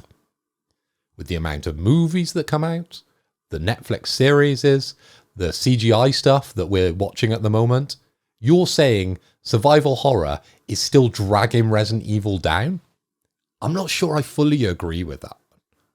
Now, I haven't got the analytics here. I haven't got the stats and the profit in front of me. But the way I'm seeing it, it's just getting bigger and better every single time. Now, maybe not the movies, but the games, for sure. I think you're definitely onto something in terms of like Capcom's quality control. They've been really knocking it out of the park. And, you know, you think what it was like when you moved from like the original trilogy in Code Veronica, and then they went into 4, they went into 5, they went into 6, and it was kind of like, fuck. Like every time it was like, oh, I wish they'd done it. I wish they'd done that. Whereas since 7, you and me in particular, Phil, because we've been following it for that long, have been like, wow, I love what they've done here. I love the way they've done this. I love the way they've done that. And they've kind of doubled down into the horror aspect of it, which brings back all the old school fans and then will capture new ones, right? And especially in this age of streaming and things like that, you know, you get all these kind of bigger content creators who like kind of built their fan bases on horror and stuff, and they're able to market it. But I think even though it's like a really recognizable brand, right, and they probably make shitloads more in merchandise than they ever do in game sales for Resident Evil, it ain't a COD. It ain't a FIFA. It's not. It's not. And even though it's the biggest one, it's the biggest dick in the survival horror like whole market, Resi would never think about competing with like a FIFA or a COD, or it would never release around there because it knows it would get washed. And, you know, it's not even Capcom's biggest IP. That's Monster Hunter. So it ain't there. Like, as much as it's gaining in popularity, if it ships 25 mil, that's fucking monumental, right? That's huge. But a lot of these other games, like COD ships more than 25 mil every single year. FIFA ships more than that every single year. GTA, whenever it decides to release, will be like 90 to 100 mil units, So there's got to be a limit somewhere for it where the budget cannot sustain the amount of games. And I always think about like EA when they were touting off Dead Space back in the day. They put a lot of money into that series, but they wanted them returns of 7 million. And it just wasn't happening. Like, there just wasn't enough players that were interested in the genre to be able to get it. And that's what killed that franchise eventually. So you got to have a top limit there somewhere. Definitely. I agree it's somewhere, but I don't think they've hit it yet. And I don't agree with you saying that they've got there. I think there's still a bright future for the series. And of course, I'm a lover of the IP, and I'll back it all the way until it does die. Maybe this is the end of the arc because it kills off the series, and as you're saying, they plummet all their money into it, and it doesn't sell where they would need it to be. But do you think the people in the boardroom, the managers, the directors, the people behind the computers that know the analytics and know the big amounts that they're making at the moment, do you think they're saying, "Oof, I'd hold off on this one because there's a cap here and we might hit it soon"? No, they're going to push forward. They're putting this into 5th and 6th gear, and they're going to move forward with this in a big way. That's what I believe. How about you, Spence? You've been pretty quiet on this bit. Sure, I think all that budget is completely fine to spend. Whereas usually, like you're saying, Davey, it makes a lot of sense where you need returns.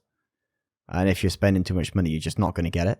I don't think they care about that as much with this one, because most of it is going towards working and getting used to this new engine, which is the engine they are going to use for every release for probably 10 years after this game. So they probably don't really care how much they're going to spend on this title, as it's probably going to be their first game in that new engine. So that's what I think the budget is. I think it's just getting to grips with this new thing. Do you think this is going to be on the new engine? Because the new engine, there's a hint there, isn't there? With the X. This is the next engine with the X. Now, we're only on Resident Evil 9.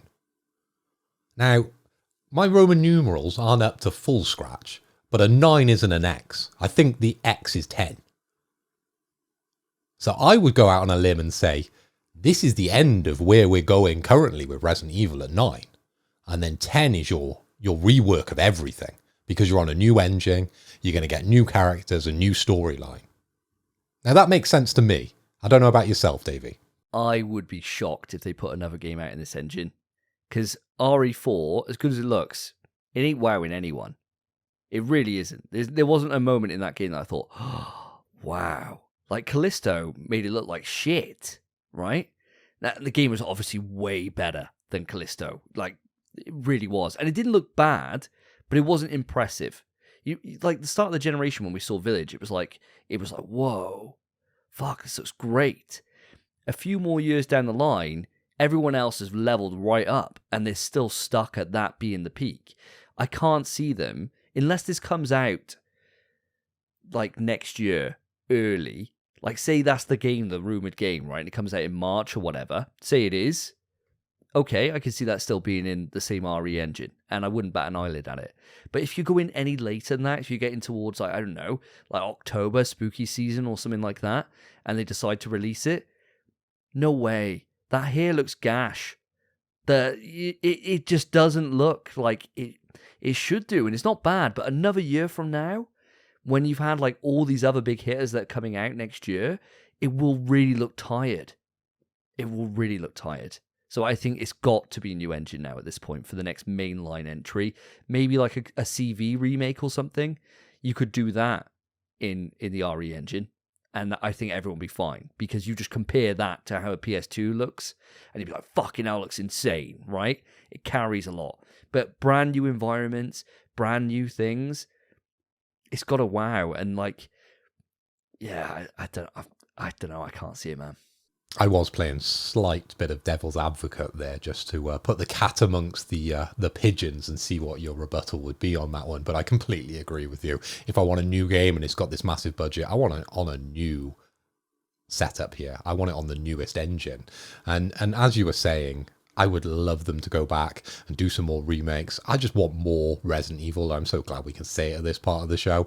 And if they want to do it in this current RE engine and bring us, you know, Veronica, any of the Revelation games, I'm eating up. Outbreak. Ugh.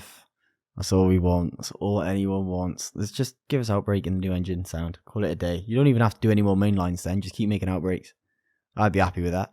Basically mainline games you can play with your mates. Great time. So I think with all that being said and done, let's move it on to the next rumour.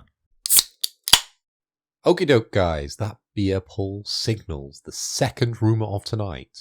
And this rumour is an interesting one, but we've also got a follow-up listener question which blends together. And hopefully that will complement our outcome of answering this rumour. So here we go. Here's where the rumour starts. Sega. It's rumoured to be working on a new Wipeout game for Sony. Bandai Namco is supposedly working on a PlayStation IP as well. It's said that Sony will rely more on third parties and bet less on games as a service going forward. Now, there's 3 statements there, guys. I'm going to come over to Spence first and get your immediate reaction based on those 3 headlines. Sure, okay. So, the Sega headline. I don't really care.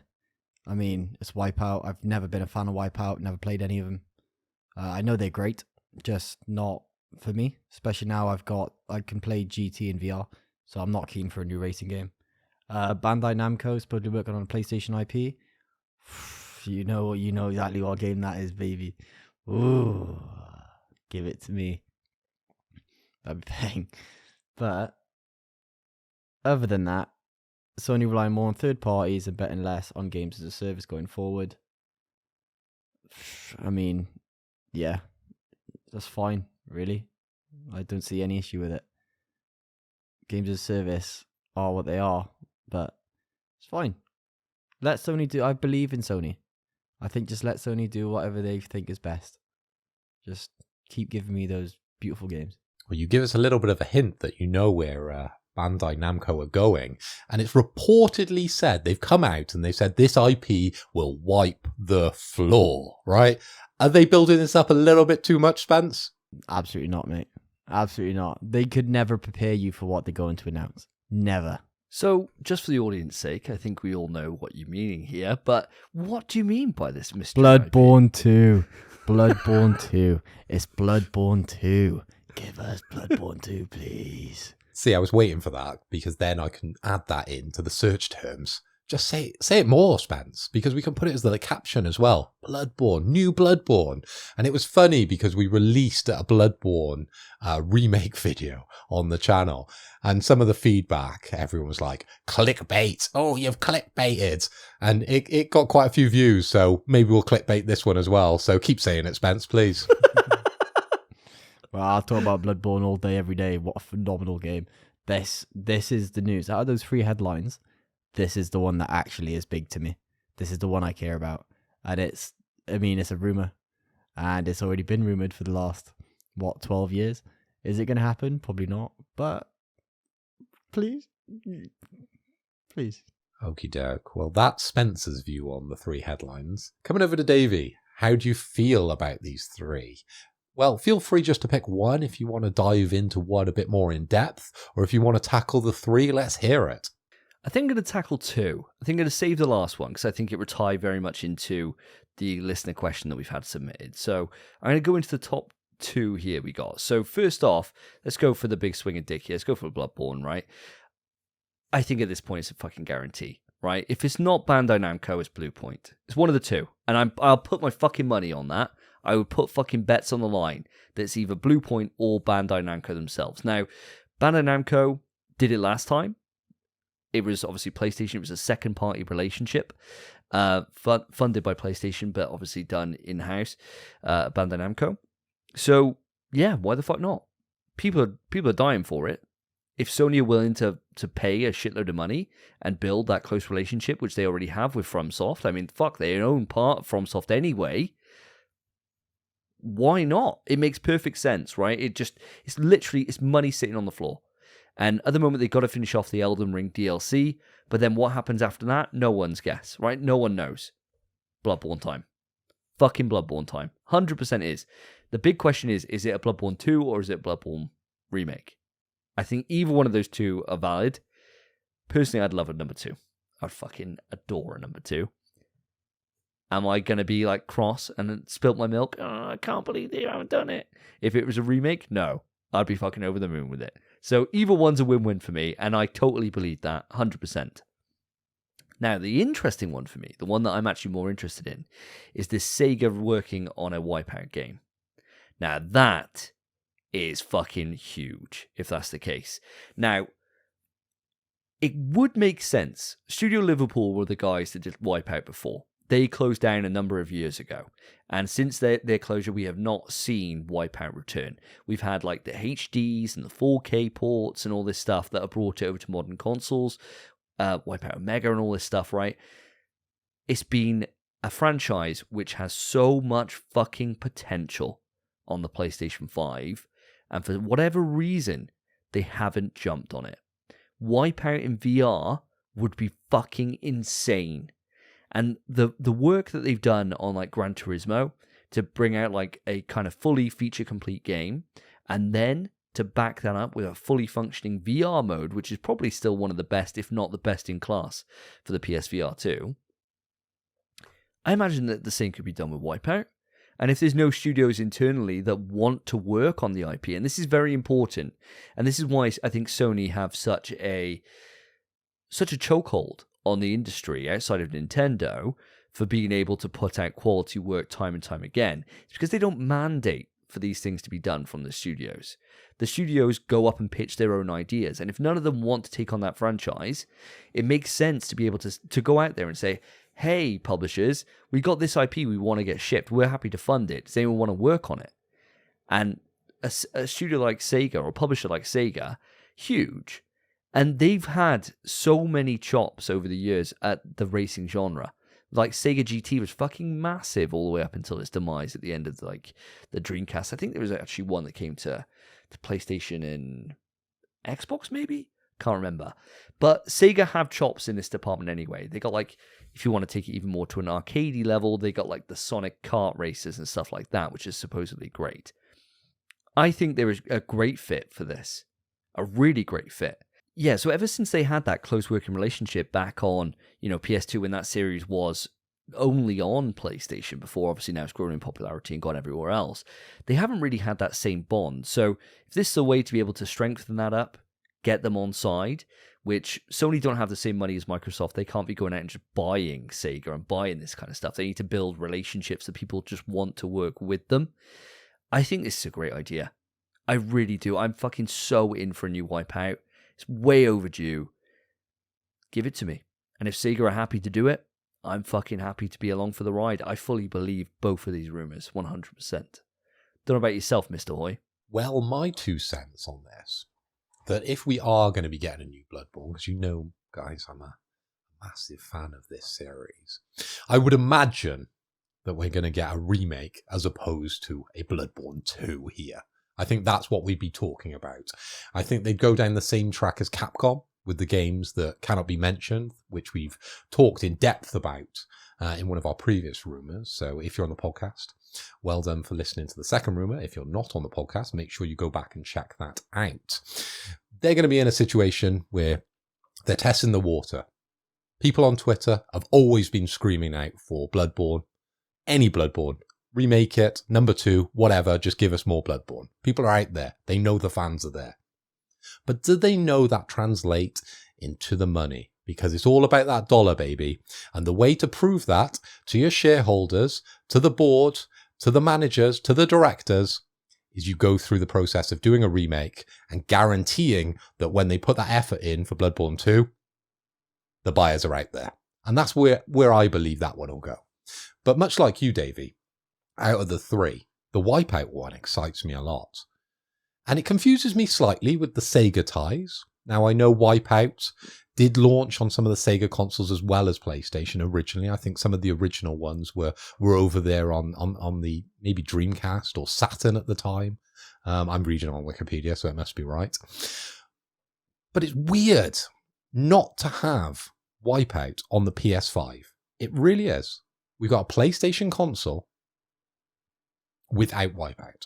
That feels strange. That seems foreign to me. Now, we haven't had a Wipeout game since the Omega Collection in 2017, or if you count the iOS game, I'm not sure if you do. So it's been enough time. And for someone like Sega to pick this up, I think it's a match made in heaven. If they can make this game and make it sing to the same level that we expect on PlayStation 5 and utilize the graphics power that's out there, and I've just bought a new TV, this would look absolutely stunning if they can get their shit together. And that's what I hope with this one. The thing about it is, you're right in terms of being this graphical powerhouse. On the PS3, when Wipeout came out, it was easily the best looking game on the console at the time it released. It was absolutely insane. I remember that you could just import custom songs into it. And so I was playing, like, I think the Soulja Boy album had just come out at that time. And I imported that album, and so many nights around mine on like a Thursday night, we just played Wipeout. We absolutely sweated the fuck out of it. Just listened to the Soulja Boy EP. Just on repeat for like fucking multiple years. It was wild. And it was absolutely sick. It was such a good game, and it was so fucking far ahead that whenever they've done these revisions and these reports to it, they haven't had to do an awful lot, because it always just looked absolutely insane. So this could be the thing that really shows off what the PS5 is truly capable of in a racing setting. And holy hell, can you imagine how quick you'd be able to move?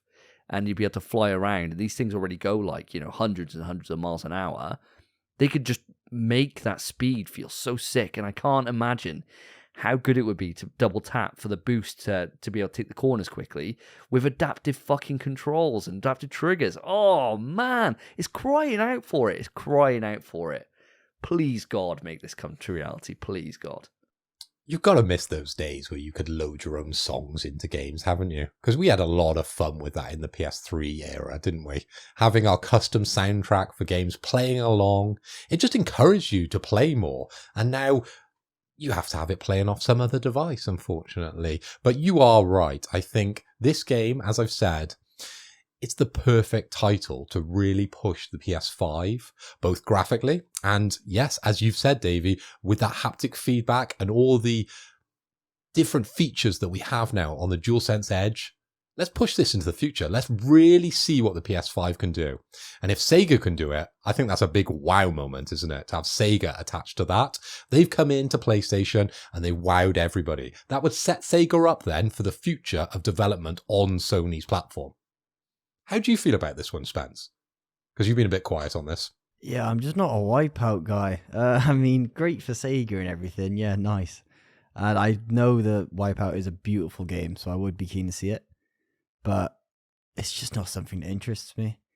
I'm not sure why. It's a proper arcade racer kind of thing. It's great. But I don't know. I'm not much of a driving game player anyway. And I've got enough of my freaking my £700 Gran Turismo setup I got in my room that I never use. I don't need racing games. Sega doing it, cool, great. They have the props, they have the talent, they could do it. And I'm sure it'll be stunning. But then they also made Sonic Frontiers, which looks like dog ass, and that was only a few months ago. So just give it to a different team. But then yeah, sound. But I don't care for it at all. I think it's probably true. You can't win them all. Right. There's a third one that we haven't tackled here, Davey. Obviously, Spencer's given his top-level thoughts on that, but we'll revisit it because I'm going to mould this in now with a listener question from the hot dog himself, Lurian, over on Twitter. Our biggest fan. He always tweets in and provides epic questions for us to answer, and he hasn't disappointed with this one. He's kept it really short, which we appreciate, Lurian. You listened and you've delivered. Let's hit that jingle.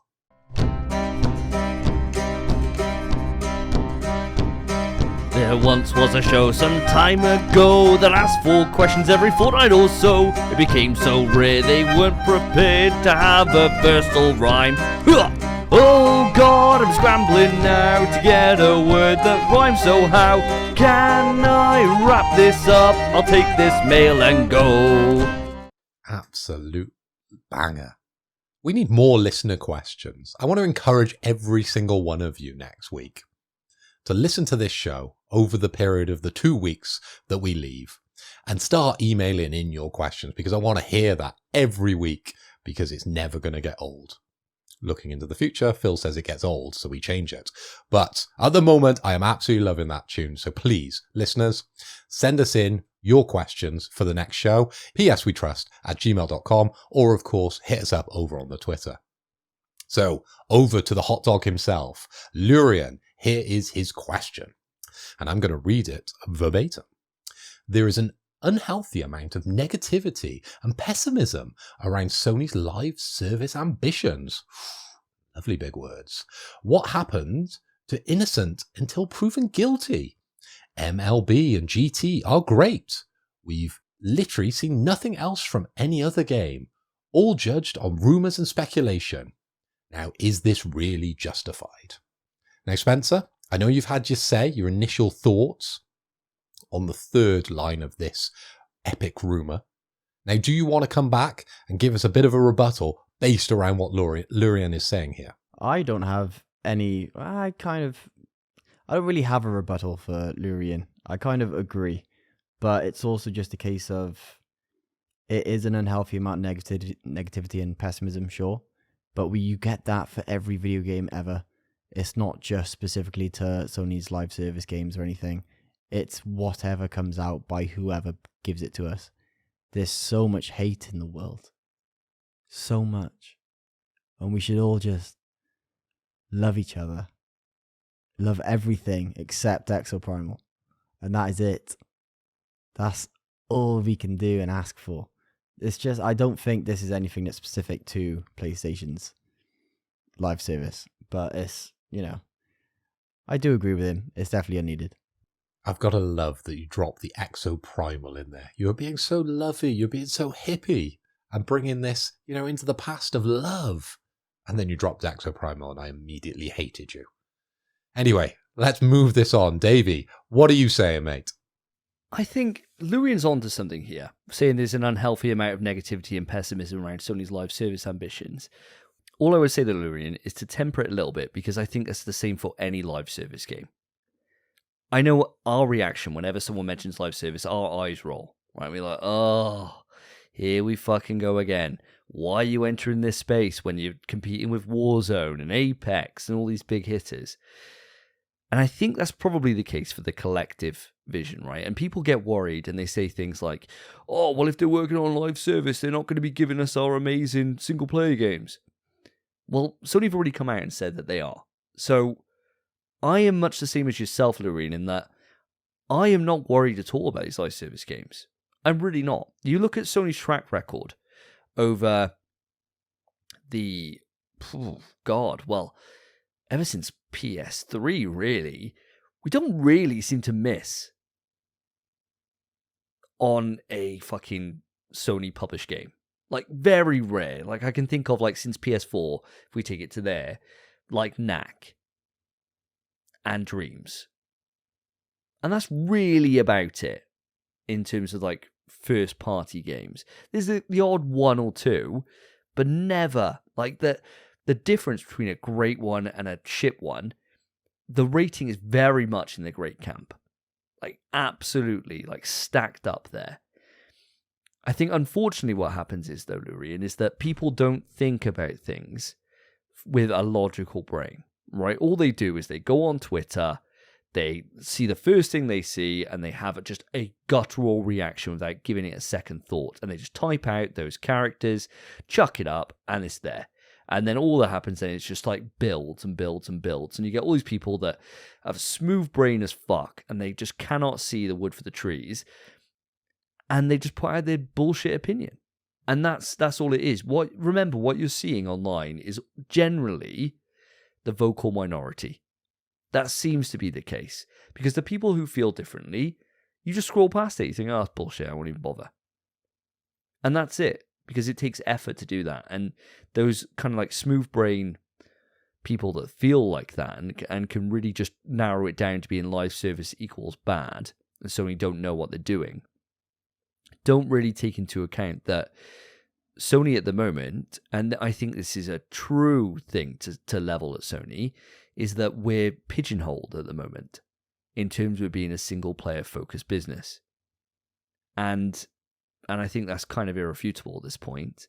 And now I'm not saying they're all third persons and all that, because that's bullshit, right? There's loads of different examples where that isn't the case. And even when they are third person action games, they're all drastically different from each other. So they cannot be compared. You can't compare Ghost of Tsushima to Spider-Man 2, right? You just can't. And comparing that to The Last of Us, it just doesn't work that way, right? Or to Uncharted or God of War. They're all very different. Or Horizon. They're all different in how they do their games. And sure, the camera system may be similar, I guess, but that's the only link they have, right?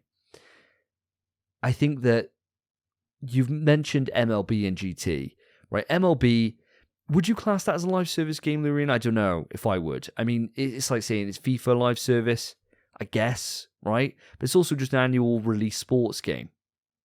So I don't know. GT is a great example, though. Gran Turismo, they have been doing so much work. A huge update just went out now, adding AI into the game.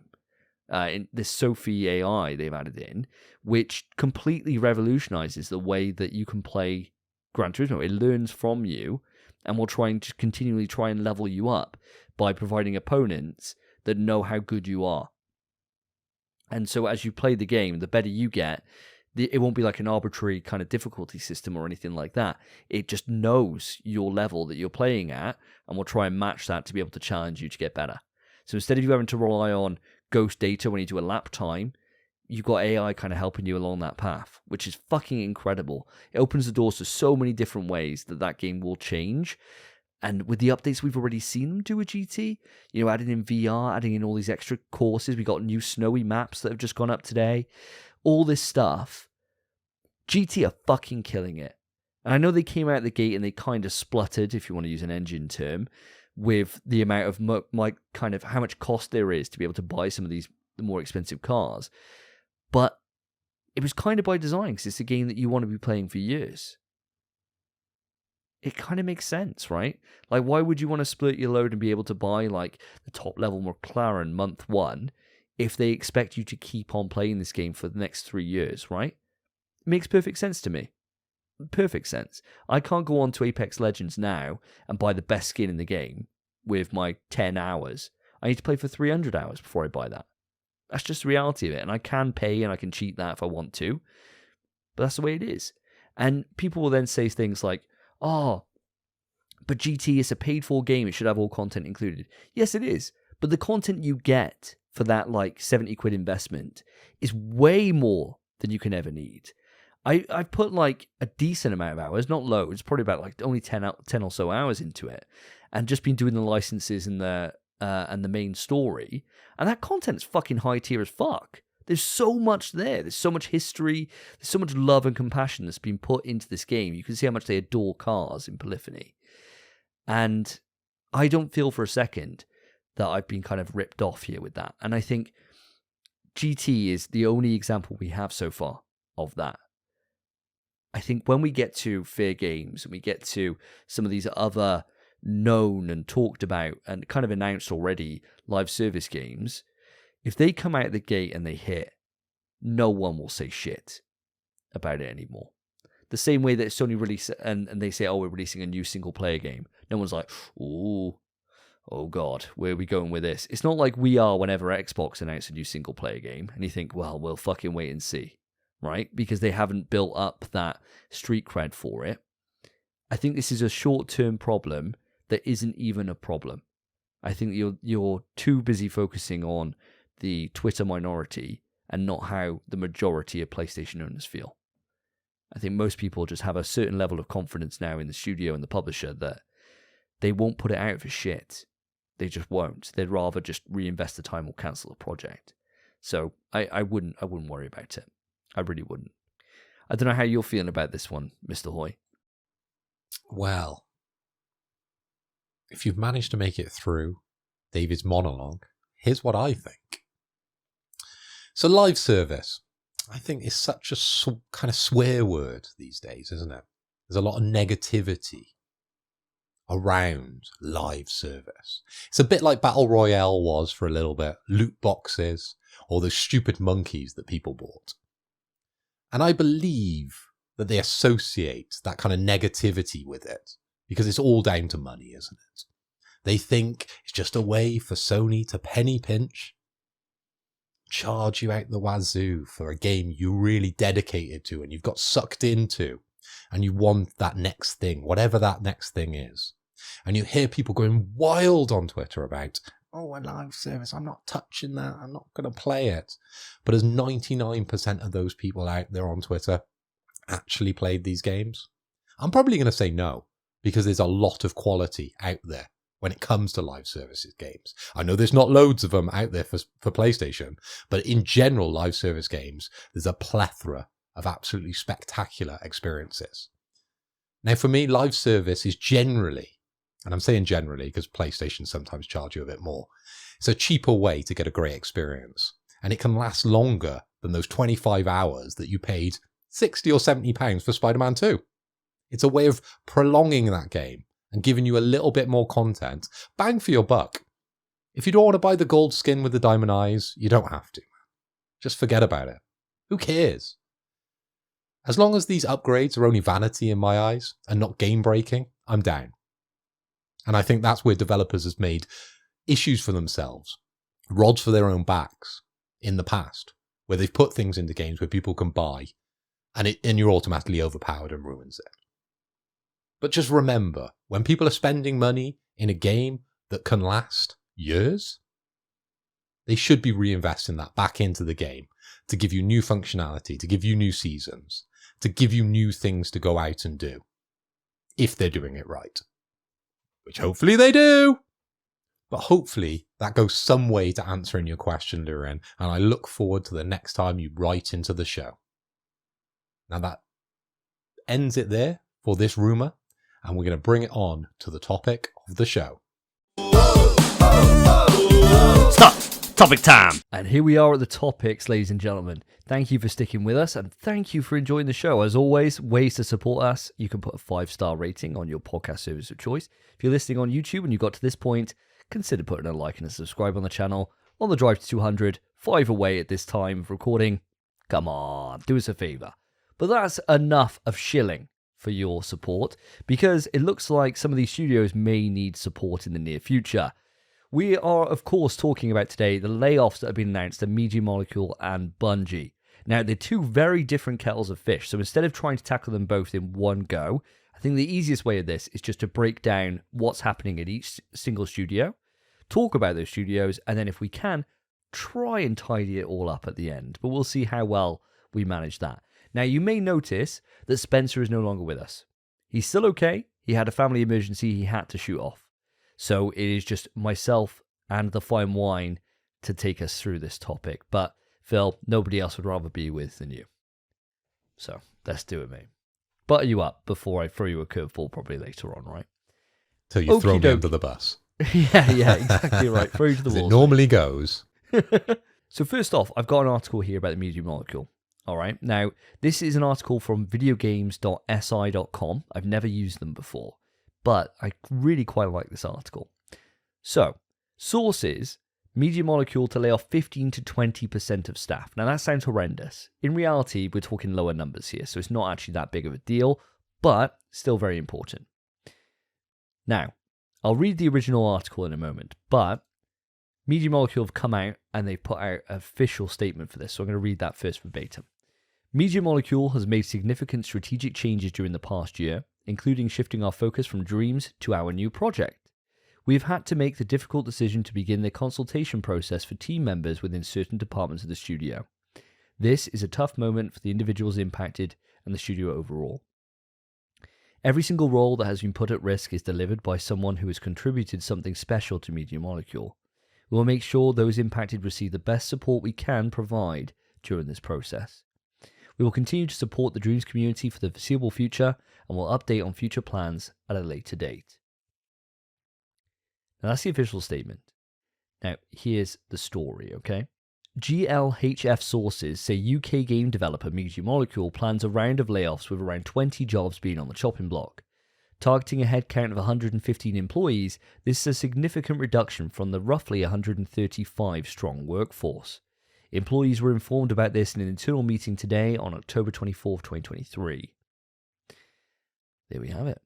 Now, of course, Media Molecule is a UK-based studio, which means that we are subject to UK laws of employment. So you can't just bin someone off and they go. They have to serve a severance period, and there's a whole consultation process that comes along with making someone redundant. So it's not something that's very easy to do in the UK.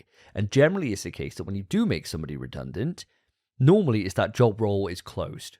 So it's not like as if a case they say, right, well, going to make him redundant, and then we're just going to hire a brand new team. It doesn't really work that way in UK law. It's a little bit muddier than that. And that's why what I'm glad to see here in this statement from Media Molecule, I don't know how you feel about this film. I think this is a lovely, lovely statement in terms of, they got to let people go. It's never good, right? The news isn't good here. But the way this has been worded is lovely. You can tell that whoever has written this, that this is bad. Like, this is just they didn't probably want to do this, right? But I mean, how this is worded is at least nice, right? Which kind of does back up the perception of Media Molecule in terms of being like this more like kind of smaller family run studio rather than something like, say, Naughty Dog or Insomniac, where they got, potentially they scale up to like thousands of employees, right? First off, how did the news about Media Molecule impact you? Do you have any thoughts about why this potentially may be the case or what this may mean for the immediate future of Media Molecule? Well, I know we always dunk on Media Molecule. It's an open goal for us on the podcast because, let's be honest, they haven't stuck to the same level of quality that we come to expect with them since the PS3 days. They've just been stagnant. We loved Little Big Planet on PS3, and we were just expecting the next iteration over on PS4, and we were hoping that they could pull it out of the bag on PS5. Now, unfortunately, the games they've released since haven't hit for us. Dreams was a little bit of a miss. We did get to experience that on the PS Plus Extra, and that was okay. It was fun enough, but it didn't get us hooked. They've lost the special sauce, in my opinion. Now, I'm going to tell you a cute little story, actually, about Media Molecule, because when I was applying for jobs, once I came back from London, I actually applied for a job at Media Molecule as a web developer. I sent in my CV, and I sent it to a bunch of video games companies, and I was bright-eyed and bushy-tailed, just coming off a job with the Gadget Show, a TV show in the UK. And I applied to a bunch of video games companies because I thought that's where I want to be. I'd love to be in the video games industry. And out of all the companies I applied for, Media Molecule was the only one that replied, and it was with advice. And I took on that advice, and I improved myself to a level which I think I probably could reapply to these studios now and get a position. And it was loving. And that family edge that you're talking about was evident throughout all the interactions I had with this company. They are special. And I do apologize for some of the things we have said in the past about Media Molecule, because they are a lovely company. Now, reading this through, I can understand why they need to make this change. And it's business. And it's all down to Dreams and the new direction that Media Molecule needs to go in to survive. I think, personally, they're at that point now where they need to change. They need to do something new, or they need to do something old and please all the fans. They need to pull their finger out and get back to what made them special. As I said, I believe they've lost the special sauce. Now, I'm seeing this, and don't crucify me for this, as a bit of a positive for Media Molecule. For the company, I think is a positive that they can go on and almost change themselves now into what we've been asking for since the PS3 days. And as a customer, I cannot wait to see what they're going to do in the future. Of course, it's terrible for the people involved. You never like to hear people losing their jobs. But ultimately, as I said, as a consumer of these video games, I want to see a change from them. And maybe it takes getting rid of 20% of the staff to actually make that change. And maybe they were so Dream-specific staff that it made sense to get rid of them. That's what I'm seeing anyway. I don't know about yourself, Davey. Do you know, I got to totally agree with you. 100%. I think I take this as a real positive.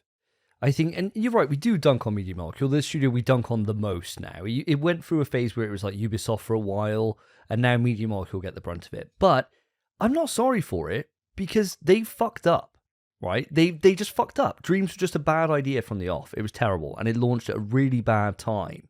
If it came out at the start of the PS4 and had the entire generation to really, seed a fan base over time with like these great little projects, fab, right? Start of the generation, it would have banged because they were coming hot off Little Big Planet. It would have really just hit. It would have been great. But then when you got such a delay before Dreams coming out, and everyone's like, oh, is that the like kind of dildo staff game they showed at the start with that guy making a face model out of clay? You're like, yeah. That one that you saw on the launch of the PS4, that one you saw there before the PS4 actually came out, that came out right at the end of the generation. It's like, well, fucking do better, right? Do better. And I think the thing is, right, and the thing we've been asking for on this podcast, or I know I have specifically, is a case of I want them to go and make a game. I don't need just creative tools. I need a game that I can play. And if it's got creative tools on the back end, or they release those later down the line, fab, because it just means you get more player engagement, you can retain players for a bit longer. That will make sense, right? And that's kind of their bread and butter. But the industry doesn't really give a shit about creative control stuff anymore. That's not really why people are playing. Like, you think about the biggest stuff that we've got at the moment in terms of like live service games or for single player content. It's all about the experience and about being able to get something that bangs and that really captures the public consciousness and goes from there. We've got a severe lack of platformers on the PlayStation, especially from first party. We've only had one so far. Two, I suppose, for the PS5 in terms of Ratchet and Astro. Give us a good platformer. That was their bread and butter before. Little Big Planet was great with the creative controls, but it really worked because it was just fun to play. It was a fun game with a great character that tied it all together. And I think sometimes if you've got a staff who are all of the same mind, they've come up probably together for quite a long time, I imagine. If you want to make a substantial change, say Sony have come in and they'd be like, look, guys, you really need to pull your finger out your arse now. Like, we've given you enough rope here, and unfortunately you're hanging yourselves with it. You need to make a change here. The leadership then at that point knows they need to get fresh people in. They know they need to refocus, and some people are not going to be happy with change. They don't like change. And as part of the change curve, some of these staff may be quite open to leave as well. So there is that possibility here. You don't know that for sure. It's never an easy decision, but unfortunately, when times are tough, you have to make these decisions, and it's how you survive. And if they didn't, they would go the same way as, say, Big in the past, or any of the studios that, unfortunately, were killed off in the PS3 generation. So I think this is a net positive, both for the studio and for us as the players. Now, I've got to agree in everything you're saying there, Davey. We're both sipping from the same soup, and you've hit the nail on the head with what you're saying about creative sandbox games. It's not what people are crying out for at the moment. It's not what we need, and it's not what we want. But a game that is a game first, like Little Big Planet, that had those creative tools, that worked back in the day because it was a game first. And that's what we want on MPS We Trust. We want a game from Media Molecule. We want that to be the main focus. Of course, if you want to include things like creative tools or anything that's going to, break that wall and change gaming, add that in. But let's not have that as the focus. We believe that is the reason Dreams went the way it did.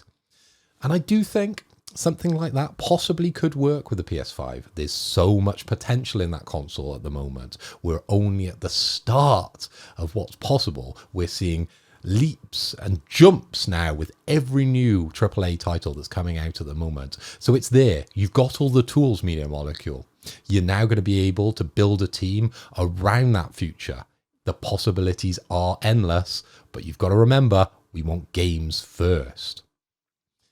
But if you're going to include those creative tools, let me tell you now, let me talk to you. You need to include and you need to leverage the ties we have with PC. That's the only way I see it happening, because I ain't sitting there on my PS5 designing some level. We're going to get Cut the Knife 2. That's the level we're going to be getting. We're not going to be getting any mind-blowing games from me. And I'll just bin it. You'll spend so much time, again like you did with Dreams, wasted.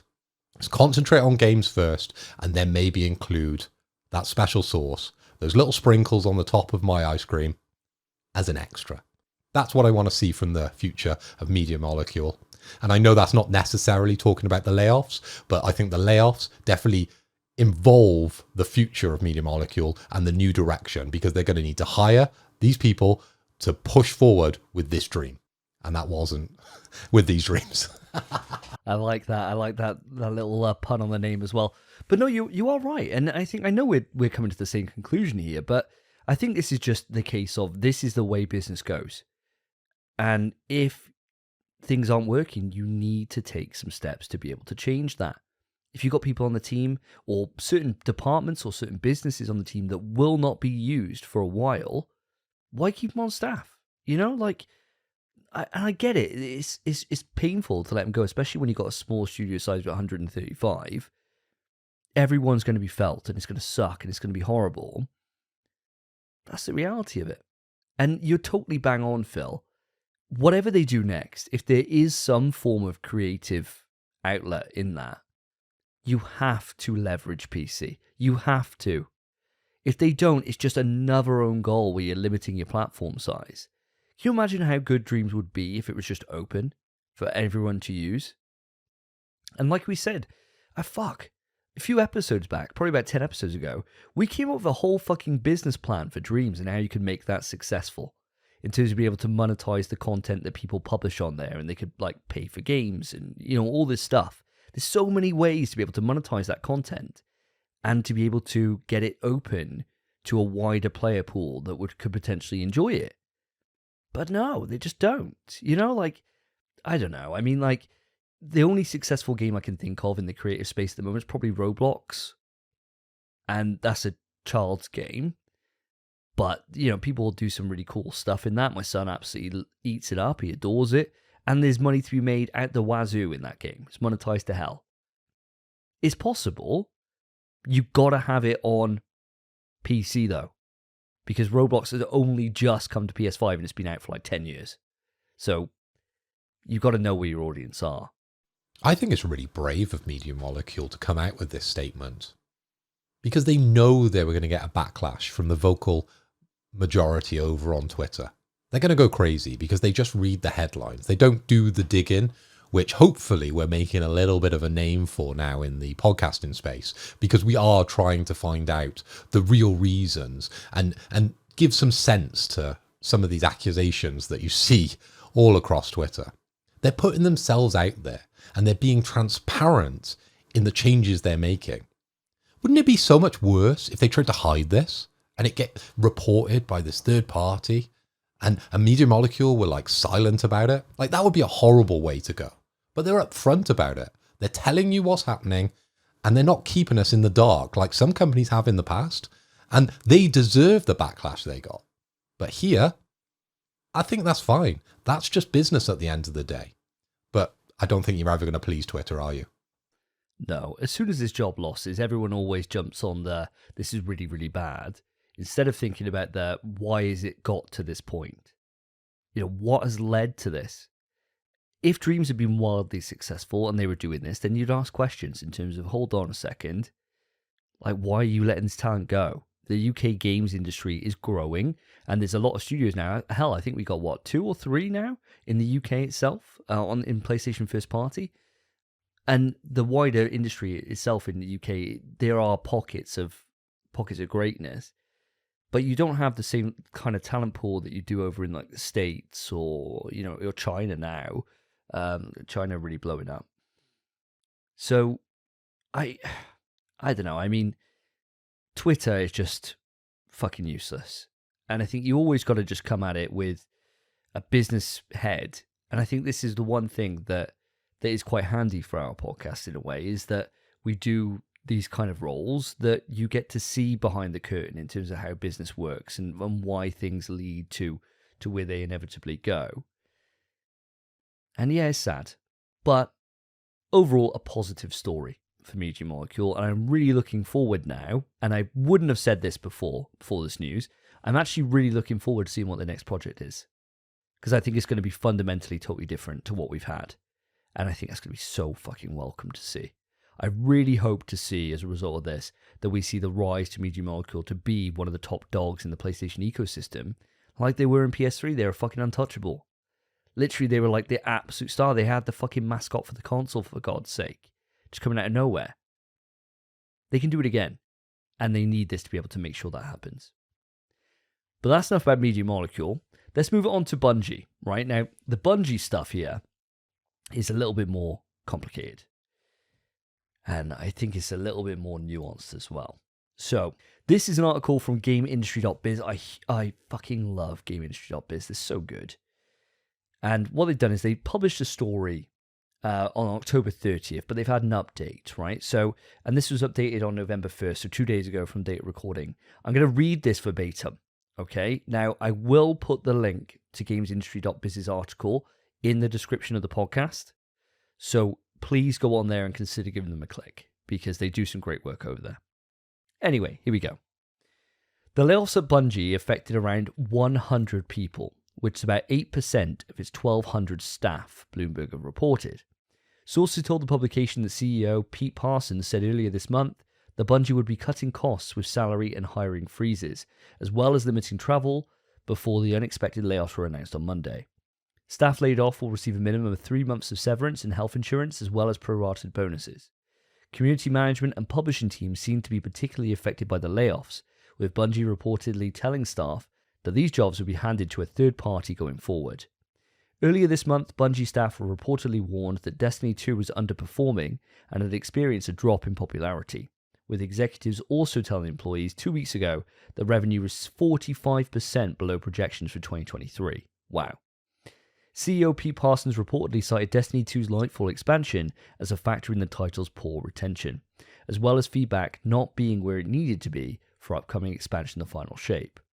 IGN reported that the latter has now been delayed to June 2024, wow, while Marathon, which had been in development since 2019, has been pushed back to 2025. However, Bloomberg believes that layoffs are part of a larger cost-cut initiative coming from Bungie parent Sony. Now, that's what they've said, and that's what Bloomberg has said. Now, we all know Bloomberg can't be trusted with shit. So we've had some extra news with this, and I think this one statement here is quite important, and this is the one that I'm going to go off here. The layoff decisions come directly from Bungie management, not Sony. This is not about Sony replacing Bungie employees with their own people. Now, for those that have a great memory, you'll probably remember that when the Bungie deal went through, and it went through for, an exorbitant price, part of that deal was that they had talent retention, so that people couldn't just jump ship as soon as they were bored, so that they kept the people that the reason why they were buying the studio, right? A name is only a name. You need the people that make that studio a success. And so that's why in Sony's clause, when they bought them, they had that talent retention. Now, letting 100 people go of 1,200 staff is pretty big, but in the grand scheme, it's not huge, right? 8% of staff, it's not everything. Still 100 people, right? So it really sucks for them. So again, just like Media Molecule, sorry that you're going through this. I really am. But for me, looking at this, I mean, this shows there's problems over in Bungie right now. I mean, if you've got turnover that's 45% below projection, something's fucked up there. Something's wrong, right? Now, Destiny 2's been out for a long time, and it's had great player retention. It's one of the reasons why they've been bought, right? And why they've been bought into shepherd the PlayStation studios. If that started dropping off a cliff where they're fucking up with these updates, they need to really slow shit down and listen to their audience. Really hone in on what people want and just do it. Just get it right. Like, that's all you need to do. That's all you need to do. And you could take some risks. You can do little things. You could do like Dead by Daylight do this really well. They do like little private beta servers where people can go on and test the newest version of the game. They can then put out shitloads of content about that, share that openly, about what's fucked, what's working, what's not. And then when it comes to the full release, it's different. The things that work, that people love, they keep. Things they didn't, they just take back. And it's this revision process all the time. Maybe Destiny 2 needs to change it up. And instead of having expansions like they do, just have more frequent content drops. I don't know. I'm not a Destiny player. But all I'm thinking at the moment is that if Marathon's delayed to 2025, that's a big red flag. Big. We only just learned about it, like properly, with its unveiling trailer a few months back. And if that's now pushing 2025, that's worrying. I don't know, man. I think this shows there's something bad happening there. And I don't know if laying off these 100 people is going to be enough. The community management and publishing teams are the ones that apparently have felt the worst. If that's the case, then that obviously ties in directly to how the community are feeling. In terms of if they're feeling they're been a bit abandoned, they've been left to the side, things like that, they're not being listened to. They need to go. I need to get new people in there that are probably, in the way that I would look to do it, hire from within that fucking community and get them involved. That's how Street Fighter have managed to turn it around and get Street Fighter 6 to the point it is you just get them in from the fucking root. And they know the game way better than the devs do because they play it for like every single day. That's what you need to do. And maybe we're letting these people go, we'll start seeing that improvement. But, I mean, it's a bit of a fucking mess over there right now. Phil, what are you thinking about all this news? Well, 100 people leaving the company. As you said, around 8% of 1,200 staff are now being given the orders to pack their boxes and leave their desks. Now, I've got a bit of a question before I get into the nitty-gritty of this one. Does staff changes like this affect a studio? Now, what percentage would you say of staff leaving a studio affects it to the point where actually it's not the studio maybe Sony bought? And now, did Sony just buy the name here? Say it was more like 50% of them. Say it was a lot more. Then Sony are just left with the name. And is that worth the money they paid for it? I'm not sure. It's just a thinking point because I'm going to get onto this later. I think this is a story within a story. I think there's something bigger going on. As you've alluded to here, Davey, those 100 people, I kind of feel like it's just the start of what we're going to see now with this fallout. But I like to just highlight the 3-month severance pay that the employees are getting over there at Bungie. And we're not talking about the temps that we went on about with Naughty Dog and Kotaku going absolutely crazy because they weren't getting severance pay. You don't get severance pay if you're a temp at a company. You only get it if you're an employee. And these employees are getting paid. So ultimately, it's not the worst thing in the world. They're not out on their arse at the end of the day. But as I said, I feel like this is a story within a story. Because Pete, he's cutting them costs. And he's cutting those costs because he's got the revenue projections for this year. 45% down. Now, in the company I work for, I have to present the revenue to my CEO. And if I had to present 45% down to my CEO, I think I'd be out the door as well. I don't know how some of these people are holding on to their jobs there, especially at the management level, because it starts there. It's not the people doing the code. It's not the people cleaning the toilets. It's the people making the decisions. And those are the people that should be affected by this. But 44, that's a huge number. And the marathon stuff, that really worries me because after seeing what we saw at the gaming events for Marathon, I'm really into it. I was really buying in. It's got a really unique aesthetic there, and it got me excited. And that's what Bungie really wanted. That's what Sony really wanted. But now hearing that there's going to be delays, there's those negative connotations. They start creeping into the back of your mind. Oh, delays. It's not going to be as good as you thought it was. So when it comes out at that higher price point, which inevitably it probably will be because it's on the Sony platform, less people are going to buy it. So they're already losing there. They're losing because of this news. And with all this confusion between who's cutting the costs, who's making the decisions, is it Sony, is it Bungie? That just muddies the water even further. Because who are we to believe? I think the revenue here is the most important part of this story. But I do believe this is just the start of what's going to happen here. So Phil, I agree with you. I agree with that. I think this may be the start. However, I don't think it's going to be to the same level that you might be thinking it would be. I think the big thing with this is who they let go. And as you said, it's not the people at the lower end that really need to worry too much. It's more about those decision makers, those kind of key people. Now, I think it's good news that they've let off the community lead, right? Because if the player retention's down and that's affecting their bottom line and revenue, the buck stops there, right? They're the people that are responsible for building that community and trying to thrive that.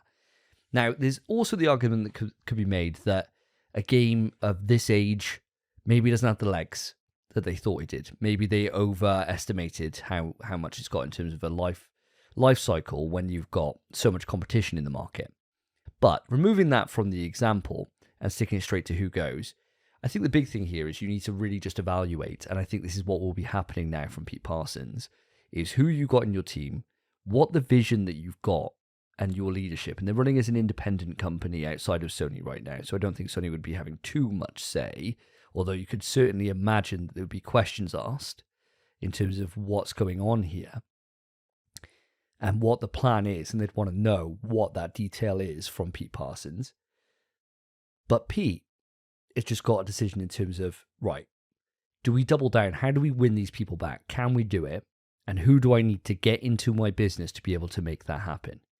And right now, just like anything, after you do a job for a certain amount of time, or you're doing a product for a certain amount of time, you need to get fresh ideas in. You need to get new people in who can see the difference between what's there at the moment and what's lacking and be able to make that change. And that's what Bungie desperately need. They really need that.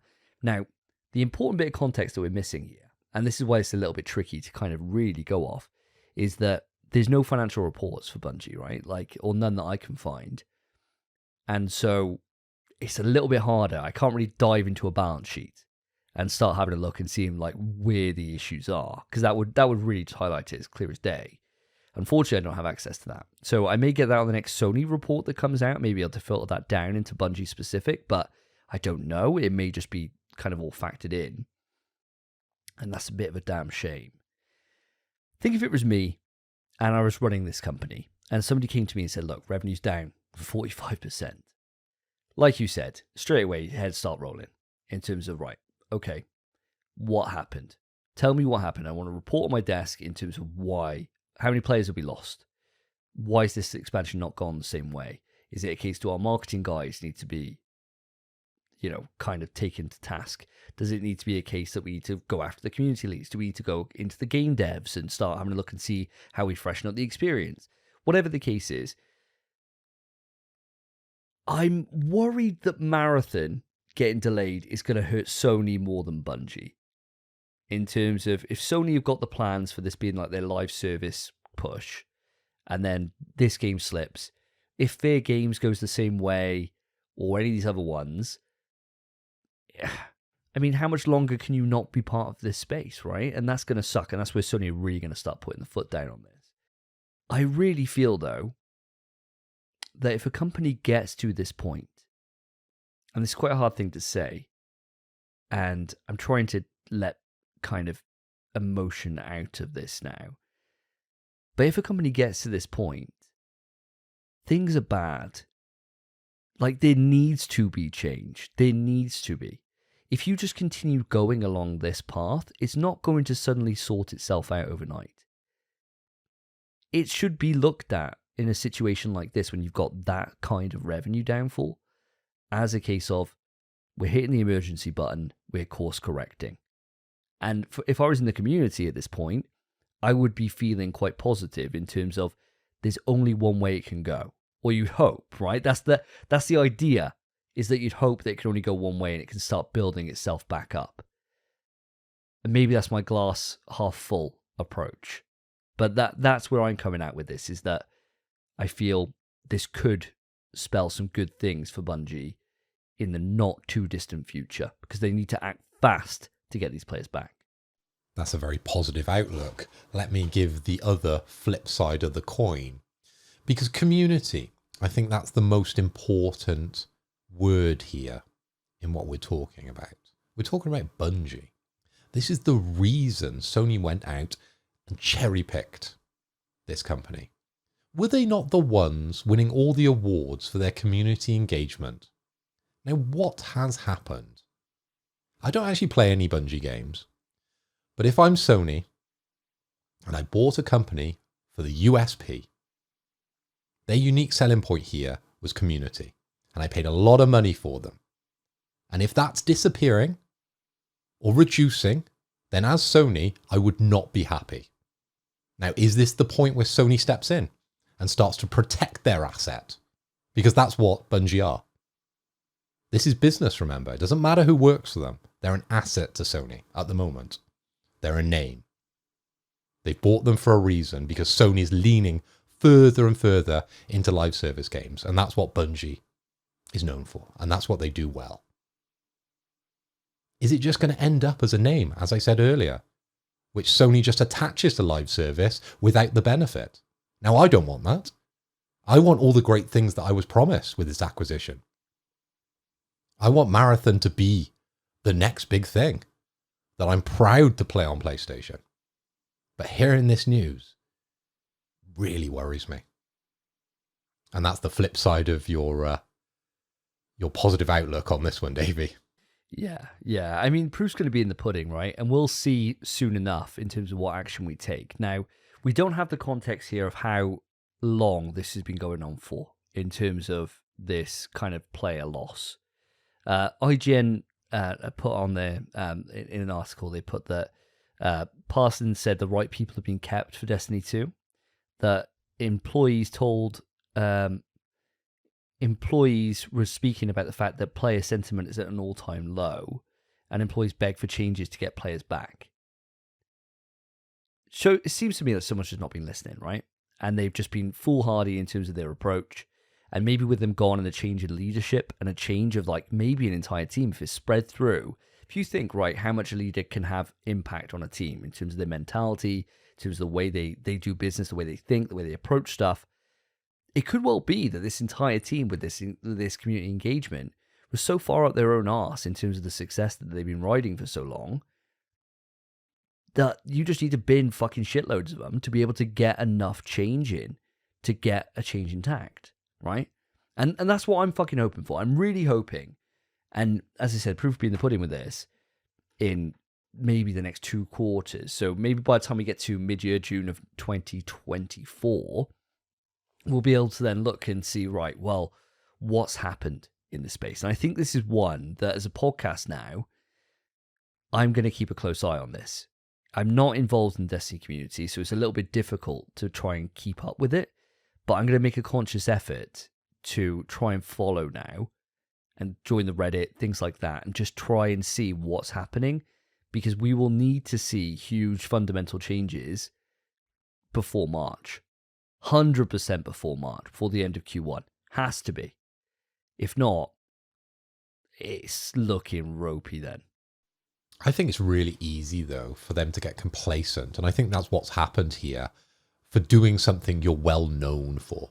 So all the community stuff that we're talking about, they're probably like, yeah, we nail this. But no one's keeping up with the high levels of kind of attention that you need to pay to this to keep that ball rolling. Exactly the same as Media Molecule, which we talked about earlier. You've got to stay consistent or you drop the ball. And you can't just rely on what you did in the past to carry you through. So maybe there's a little bit of that going on at the moment where they've just got a bit lazy. It does happen.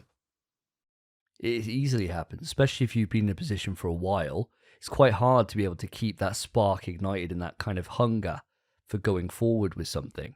And if things are going right, there's often the sentiment which creeps in, and this is where you need great leadership, of, oh, we'll just keep doing what we've always done. But great leadership is about making sure that goalpost is raised every single year. Making sure that people are challenged and they're hungry to be able to improve. And that's how you make sure your business remains relevant. And I think that's a logical conclusion to come to with this, is that complacency breeds contempt. And that's what's happened. And their audience then are just going to turn around and say, do you know what, enough's enough. The same way that I'm feeling about COD. You know, that complacency this year, fuck me over on it, I'm not interested. Whereas if they put the effort in, they'd really taken the time to try and outdo themselves, it's a different kettle of fish. And you get people batting for you. And you get evangelists in your own community who will sing the praises, do the content for it, look after it. Whereas you start pissing off that community, and it doesn't take many people. You know, you get a couple of influential YouTubers that really focus on your content and really focus on Destiny 2, that start saying it's gone to shit and it's dead and the game's dying and all this. And player sentiment soon turns around. So, we'll have to wait and see. I mean, we'll definitely be picking this topic back up as the quarters unfold. And hopefully, on the next Sony financials, I'll dig through it. God, you better sub for this. Jesus Christ, take me ages. I'll dig through it and see if I can find anything from Bungie. Anything that would kind of give me a little bit more knowledge than I have right now. Because I feel like we're kind of having to clutch a little bit at what everyone else has written. And that always rubs me up the wrong way. Because we know from doing this show for long enough now that none of these websites can really be trusted to do due diligence. So I'm looking forward to being able to uncover that for myself and then be able to feed that back to you, the audience. But that leads me to ask you all, how do you feel about these layoffs with Media Molecule and Bungie? Are you happy with them? So, same way that myself and Phil, I think overall is kind of a net positive for both of these, right? The change is going to be happening. And if that's needed, that's the way it is. That's how we feel. Do you agree? Or are you coming at this from a different angle? Let me know. Write into the show, pswetrust@gmail.com, or hit us up on Twitter, @InPSWeTrust. That brings us to the end of episode 79. What a wild ride, Phil. It's been amazing. Spencer, of course, sends his love. Apologies he couldn't be with us on this final topic. If you've enjoyed the show, there's a number of ways you can support us. As always, if you're watching on YouTube, then hi. Make sure to put a like and subscribe on the channel. Road to 200, baby. Just about there. Want to get it this side of Christmas. Thank you ever so much. If you're listening on podcast services, then please put a rating on the show. We're doing well with ratings. We are building them up, and especially compared to some of our contemporaries, we're still stuck at a 5-star, which is amazing. So thank you all ever so much. If you want to add and become, say, the 24th or 25th reviewer, it really would mean a lot. And if you were to put a review on and make the effort to write a review, it gives us your name. In which case we can shout you out on the next episode and just share our thanks. In fact, I may even create a special little jingle for whenever someone does put a rating on. I may even do one. And that would be lovely. I'll be able to sing your praise a little bit. Let me know. If you don't do it, the same way the Bungie go around cutting heads, it's going to happen. It may not be today. It may not be tomorrow. But one of these days, you'll see someone turn up with a machete, and you think, shit, I'm going to put the rating on now. And I'll say, too late. I've given you long enough. 79 episodes now. You'll be enjoying this for free. Put a fucking rating on, all right? Sort it out. That's been it, Phil. I reckon we wrap it up, shall we? Let's end it. Let's take it to the bridge. Yeah, let's end it. I've been Davey. I've not been Spencer. Take care, guys.